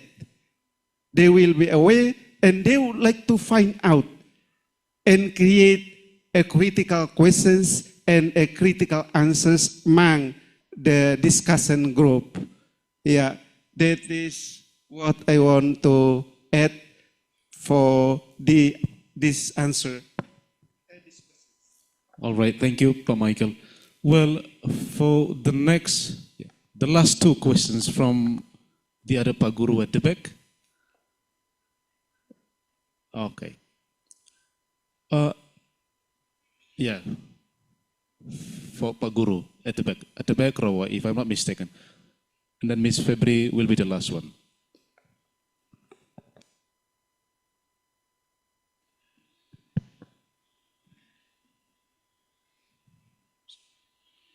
Good afternoon, all. Thank you for the opportunity. My name is Nanda Sophie from Unimor, but I'm not English student. Maybe my question similar to the questioner before me, but I will maybe need a different answer. So my question is, this question for both speakers. My question is about a concrete question. As a teacher, you will face different level students, like like a questioner before. I asked about classification the students based on their level of knowledge. Maybe there are a smart student, and then there are maybe a little, sorry to say, lower skills or knowledge. So what is there a solution for the student with, sorry to say, low knowledge to improve their skills or knowledge, maybe based on multilaterality in Multiliteracy. Okay, that a question. That's it. Thank All you. right. Yeah, thank you. And time is given directly to Prof to provide the answer, and then Mike will be the last. Thank you very much. Pa, may I have the name again? Sophie, Sophie. like a traditional drink in here. Okay. Yeah, Pak Sophie, thank you very much for the question. We will always have classes in which students have, are from mixed abilities. So how do we address this? Let's not talk about multiliteracies first. Let's think about how we could implement differentiated instructions. What we mean by differentiated instruction is that we could differentiate in terms of the content, so the materials can be different. I already explained earlier on, or it can also be the process. You could give them the same material, but the way you discuss it is different. For example, with the same text, the same storybook that I showed you from Let's Read Asia, the advanced learners can be given freedom to read independently because they don't need guidance. But for struggling readers, you would need to be with them. So you will implement what we call guided reading. Yeah. So in teaching reading, we have what we call independent reading and then guided reading. So with struggling students, they understand, but they need help. You will be with them, a group of students, you will be with them. And then you would guide them like this. Okay, everyone, so let's take a look at the cover. What do you see there? Do you see anything? Ask what. So this is guided reading. Why sometimes is it necessary for us to do this? Advanced learners might think that this book is already too easy for them. They don't need explanation. So just let them read by themselves. They will enjoy reading the book. If they want to, they can discuss. If they want to, they can also find other books of similar topic. But with those struggling readers, you need to be with them. So in this case, the material is the same, but the process is different. Another way to differentiate instruction is the assessment. I explained that also earlier. The topic is the same about environmental protection. Group 1, advanced learners can be given a more complex assignment. Group 2, the average one, a medium assignment. Group 3, the one for group 3 with struggling students, you could give them an assignment about the same topic, but it's easier. I guess the question will be this. So if we give them different assignments, how would we assess them? We assess according to the materials. We assess according to the assessment. We cannot expect struggling readers to achieve the same level of competence as the advanced learners. It's impossible. So what we assess is how they can achieve a higher standard, but not the standard of the advanced learners. So it's the gain. Seberapa banyak mereka meningkat, bukan apakah mereka bisa meningkat sampai ke titik yang paling atas. It's out of reach. So we will appreciate the effort.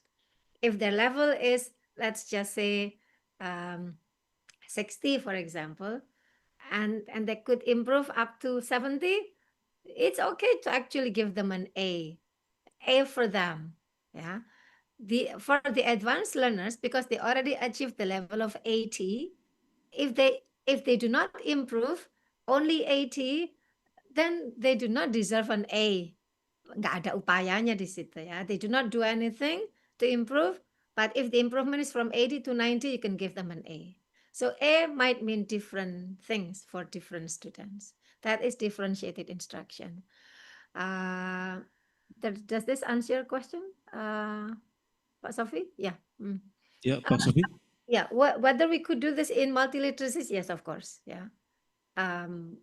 You deal with the differentiated instructions. With multiliteracies, basically, you teach with a mission. What is actually the mission? You could talk about diversity and inclusion. You could talk about multiculturalism. You could ask them to critically discuss a text, but the text is different. So these two can go hand in hand together. Yeah, thank you. All right, Prof, thank you. And then, well, is there any question from the online, from the Zoom meeting? No more? And then let's just come to the last question from Ibu Febri. The time is yours. Okay, well, last but not least, again, thank you so much for the chance given to me. I'm the third person critical thinking, and my question is access to the second speaker, Pak Michael. This is Joseph have asked question related to the student side, and then Ibu Feni asking question related to the teacher side, teaching in the classroom or EFL teacher. And then my question, it is all about teachers, but especially for English lecturer. You have us talk about critical thinking in multiliteracies in this digital era. My question is, how do you, or how did you, or how have you done in controlling your students, especially when you said that the students may watch from the video about the news or the TV show, or get the information from the YouTube, if I'm not mistaken. And then how did you, or how could you control the students when they, when you are evaluating them you are evaluating the students in the classroom to know their critical thinking. I'm a little bit doubtful related to an advancement of technology nowadays. AI have influenced so many students in the classroom. For example, when you teach and they hold their handphones on their hand, they smile alone with their phones. And I usually do collecting all the phones so they can pay attention, because that's the case for me when I'm teaching the students. From my perspective, how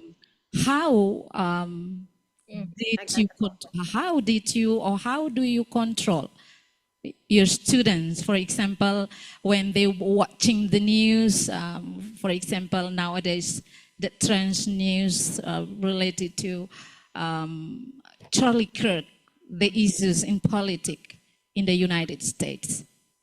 What do you think about that? I think that's all. Thank you. Okay, thanks a lot, Ibu Febro. Your question is that how did you have or how did you do in the class, control your class in to know the students' critical thinking? Oh, well, how did you deal with them? And then how did you evaluate them? So you can have, from the low level, they can increase at least a little bit related to your approach in the classroom to know the students' critical thinking is increased. Thank you. Yeah, okay, thanks. And to know the students' critical thinking when we teach, while the students are using mobile phone or in creating or use AI in the classroom. So in teaching critical reading, like as I said before, watching your kids while watching television. Yeah, you know that your students are using mobile phone. But when after they're reading the text, you can keep the questions related to the topic and let them to make by their own word or their own comment related to the topic itself. And also, we also need to find out they would like to suggest it too. It is getting to the point or not. By answering the questions verbally or writtenly, we can know the answers is critically to answer the questions. It's not only follow the students, but we are also can assess the students' verbal answers and also verbal questions created related to the topic that we are discussing in the classroom. Yeah, that's why to know the students' critical thinking, it can be created related to the topic that we are teaching in the classroom. Yeah, like as I said before, that is watching television, watching children while watching television. There are some ideas outside the text to control the students. So giving the password to the program of the students in watching any television, that is one of the critical ideas that create by the students themselves. They would like to find out some way out to solve the parents to manage the children in outside the class, how to manage. And they are suggested by the students. We need to give any password to each of the program for the students in watching any televisions. So they can run away from what you have been set up to the program that they would like to use computer or mobile in watching any any videos or any YouTube. So it has been set up by the as a parents to know that my students will watch this kinds of this kinds of video or this kinds of film because we have been selected one that is suggested by the students for the parents to manage their children in their home or in their house. Yeah, that is the suggestions, and sometimes the topic it's related to the topic that is watching your kids while watching television. There are some suggestions outside that we need to manage the students not only coming from the parents, but the elders surrounding the children. Need to manage the students in control the students in using mobile phone. So there are some critical ideas that have been suggested to the parents to manage their children in using mobile or computer by using internet. Yeah, I think that is some of the, it's depend on the topic that we would like, and the topic will be a selected topic so that it's interesting for the students to manage the students that they would like to create any critical ideas from the topic that we would like to use it in the classroom. Yeah, maybe that is some of, and then related to the AI. So when in the classroom you see or you know that all the students always use mobile, so finally you can give them the instructions that, would you like to give your comment related to these kinds of topic? Or what is the values you find it out from this topic, like watching children in, or controlling children in using computer. Yeah, that is, so it's depend on the teacher how to create the questions to make the students or to build this, the students, both it's related to the answers and creating a questions in the topic in the classroom. Yeah, I think that's the answers from me related to how to build the students' critical thinking inside through each of the topic that we would like to discuss it in the classroom, because in the multiliteracy we are also, there is one of the subtopic talking about build the students' critical thinking in each of the topic. Jan, may I add just quickly to give Yes, Prof. Yeah.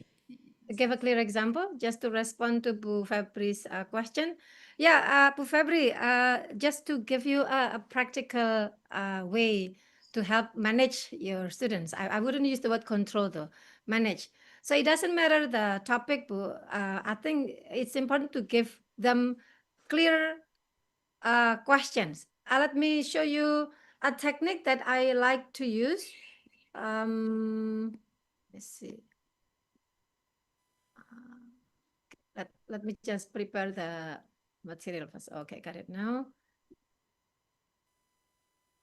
So this technique is called QAR, QAR relationship. I'm actually looking for the QAR. Okay, got it now.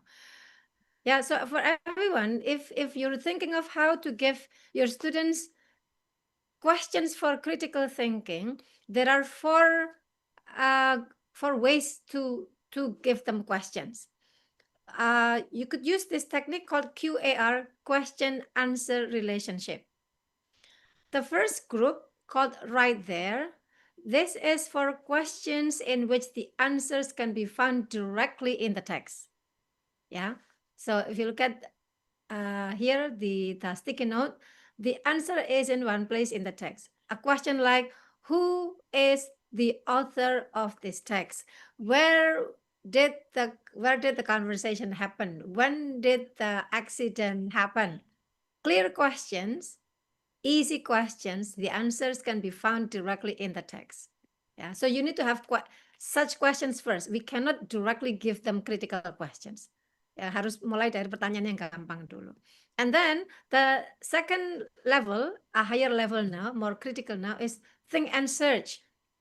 For think and search group, the answers can still be found in the text, but to be able to answer this, you need to read paragraph 1 and then paragraph 2 before you get the answer.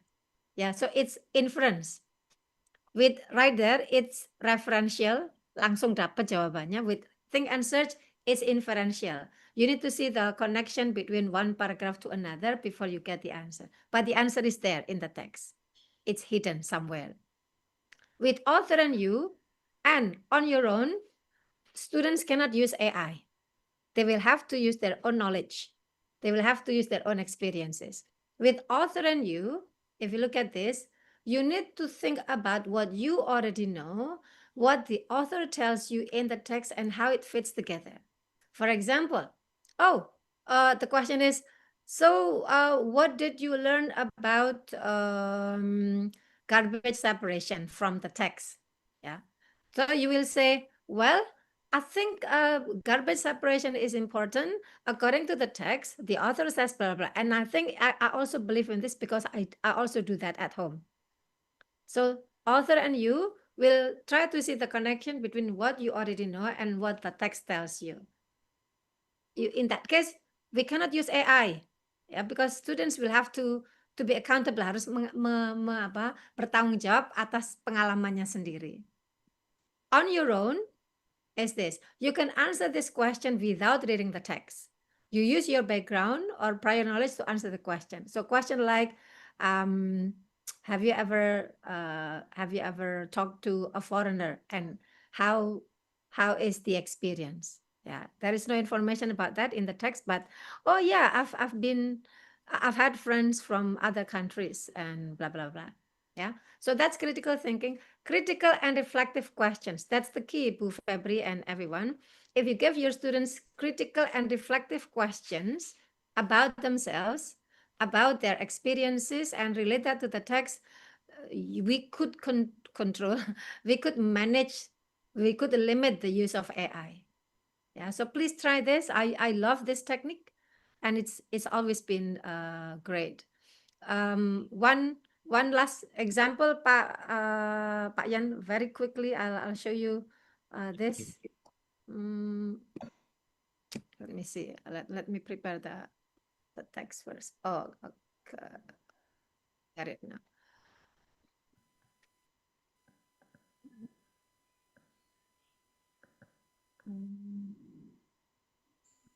See.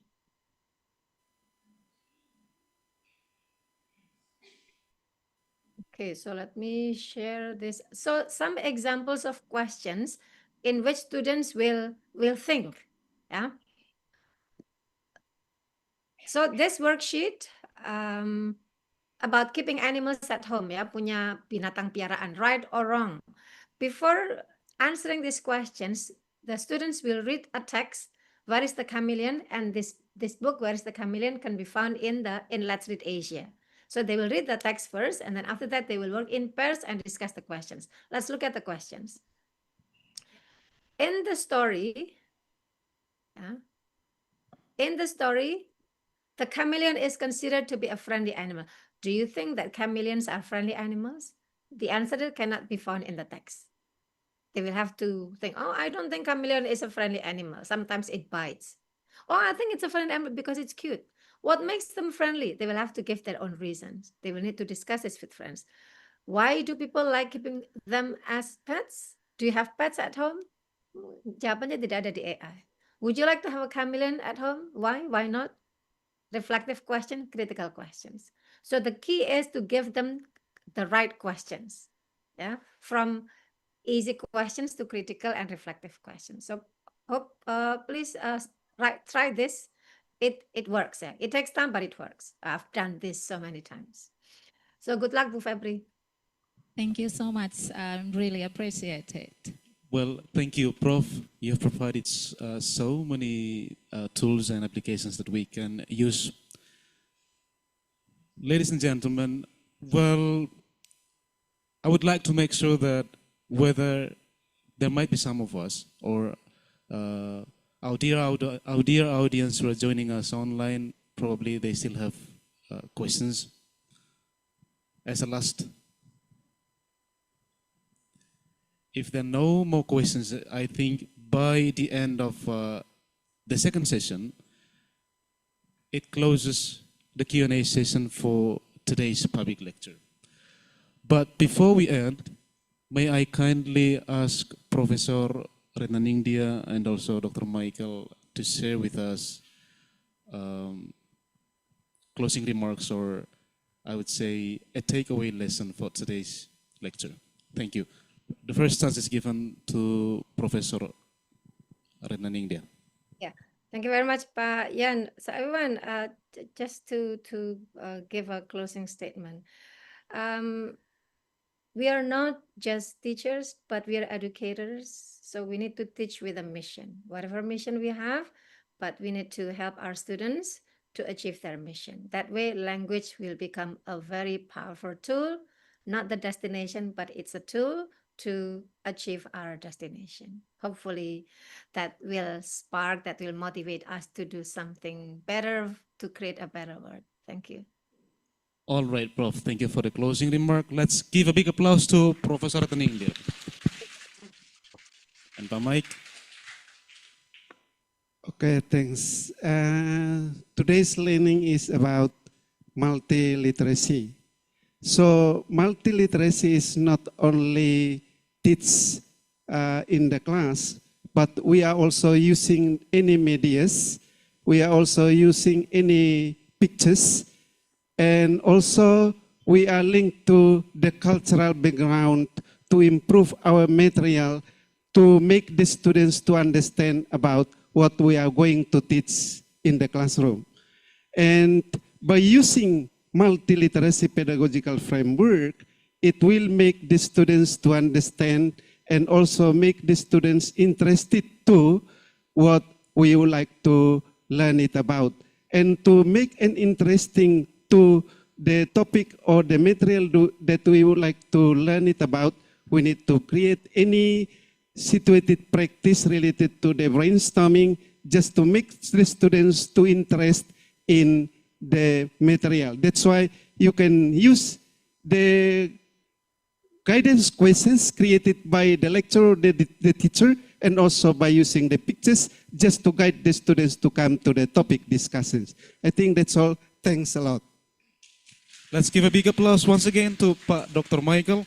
Well, my dear audience who are joining us online, ladies and gentlemen, we have come to the end of today's session, today's public lecture. But before we end, let me close today's public lecture with some highlights.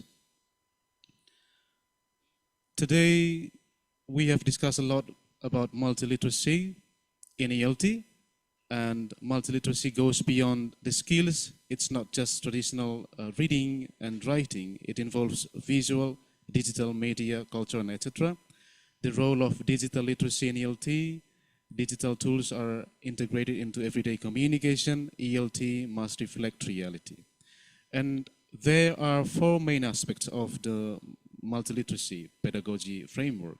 The first, situated practice, and then over instruction, and then critical framing, and the last one is transfer practice. Well, ladies and gentlemen, this is the end of today's public lecture, and on behalf of the committee and Universitas Timor, we would like to sincerely thank Prof. Dr. Anda Pratiwi Renaningdia, MHum, MA, PhD, and also Bapak Dr. Michael Misa, SPD, MPD, for the inspiring presentation and thoughtful discussion for today's. Thank you very much for having me. We also extend our gratitude to all participants who are joining us online in the Zoom meeting, and also, ladies and gentlemen, in this hall. We would like to inform Prof. Renaningdia as well and Pak Dr. Michael that a certificate of appreciation will be presented as a token of our gratitude. you very We much. truly value your time and insights shared with us today. And for all participants, certificates of attendance will also be available. Please make sure that you've signed the attendance list and also fill out the form that has been shared in the online. And we hope this event has been beneficial and meaningful. And to Prof. Retnaningdia, this is a meaningful start to have a collaboration with you.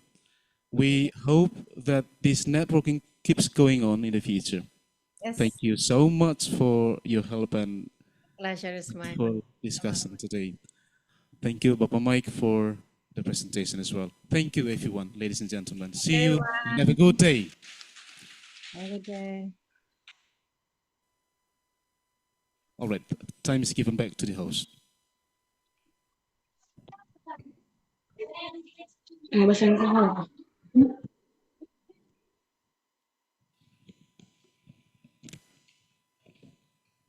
Ladies and gentlemen, we have now reached the conclusion of today's public lecture. On behalf of the organizing committee, we would like to extend our deepest appreciation to Professor Dr. Pratiwi Retnaningdia, MHUM, MA, PhD, and Dr. Michael Misa, SPD, MPD, for the valuable knowledge and insights shared with us. And also thank you to our moderator, Mr. Yanwaru Seran, SPD, MSc. We also sincerely thank all participants for your active involvement and contributions. May today's session be meaningful and beneficial for our academic growth and future endeavors.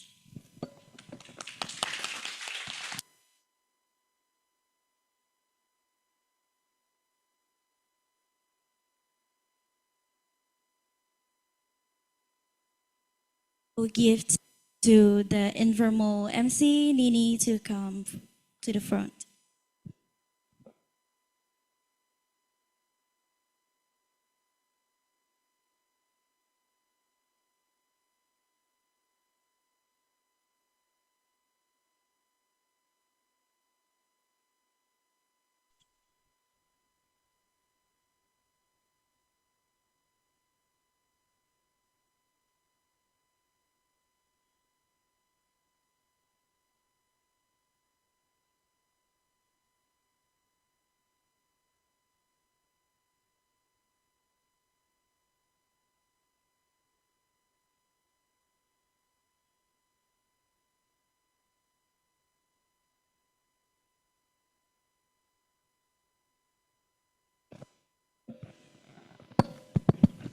So, good afternoon, everyone.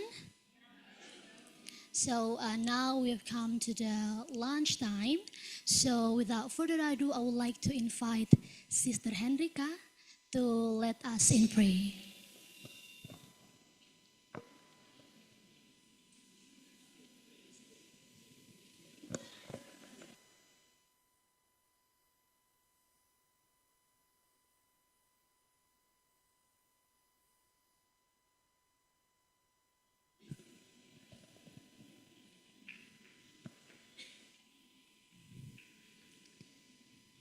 Bapak Ibu dosen, saudara-saudari yang terkasih, marilah kita meninggalkan segala kesibukan kita untuk menghadap Tuhan dalam doa.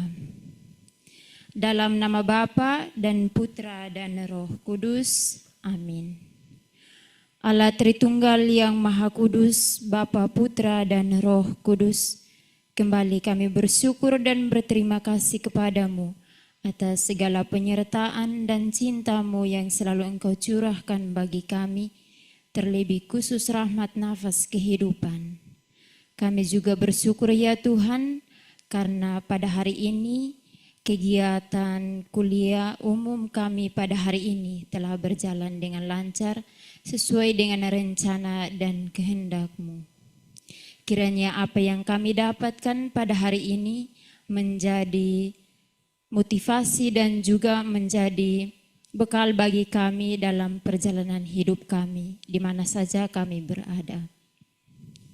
Sekarang ya Tuhan, Kami akan makan siang bersama. Kami mohon ulurkanlah tangan kasih-Mu, berkatilah hidangan yang telah disediakan, agar daripadanya kami memperoleh kekuatan baru untuk terus memuji dan memuliakan nama-Mu, kini dan sepanjang segala masa. Dalam nama Bapa dan Putra dan Roh Kudus. Amin.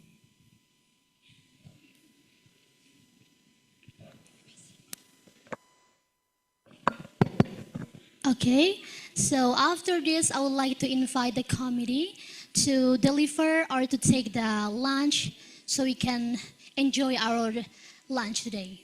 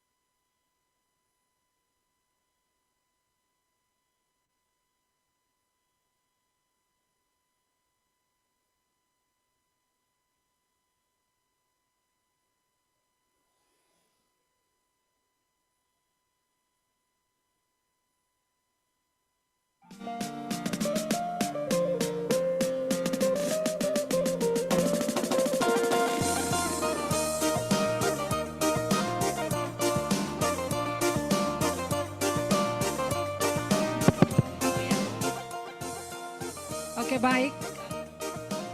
Tidak keras-keras. Oke, sudah. Baik, terima kasih. Selamat siang untuk kita semua. Well, good afternoon everyone. Ada wajah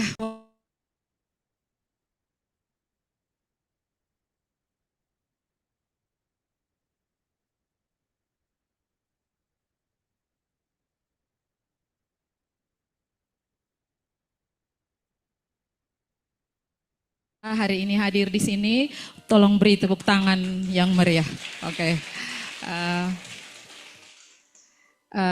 Informasi ini saya sampaikan, Bapak Ibu, tolong kita akan ada seminar nasional tanggal 31 Oktober. Bapak Ibu guru luar biasa, tolong submit risetnya, boleh dipublish di jurnal yang kami siapkan. Ada Sinta 2, Sinta 3, Sinta 4, dan Sinta 5. Dan ada jurnal Prodi Bahasa Inggris. Bila Bapak Ibu berkenan, tapi jangan berkenan, harus ya, harus ikut untuk memeriahkan seminar nasional Prodi Bahasa Inggris. Catat tanggalnya, tanggal 31, dan daftarnya sampai penutupan bulan ini, sampai akhir bulan ini. Silahkan dikirimkan abstraknya, mungkin sebentar di-share lagi Bapak Ibu panitia seminar nasional kita di grup. Sekian dan terima kasih ya. Saya kembalikan mic-nya.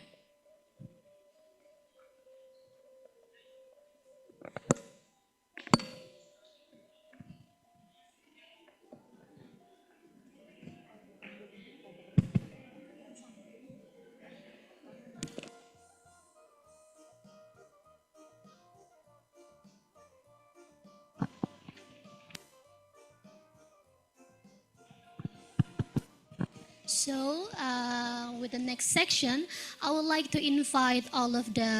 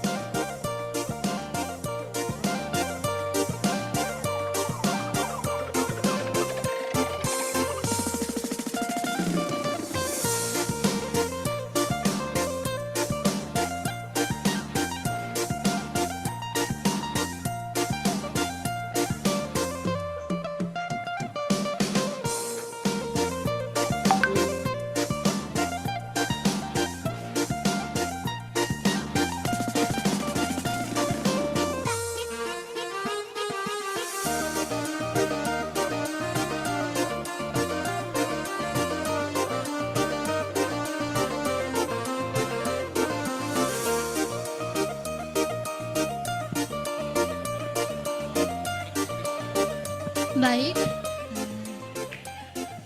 I would like to invite all of us, all of the participants to stand up because we want to take a pictures together.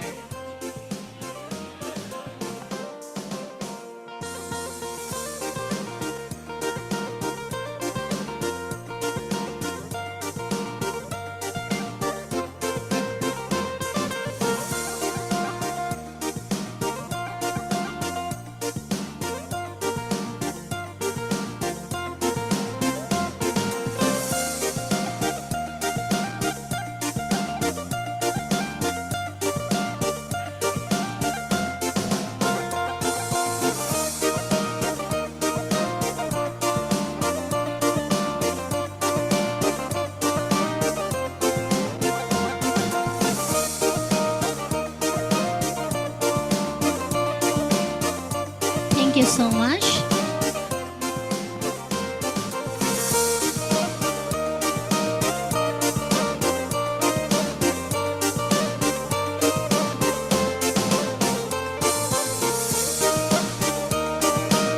So next session will be all of the teachers to step forward, stand in the front of the audience, all of the audience to take a pictures together.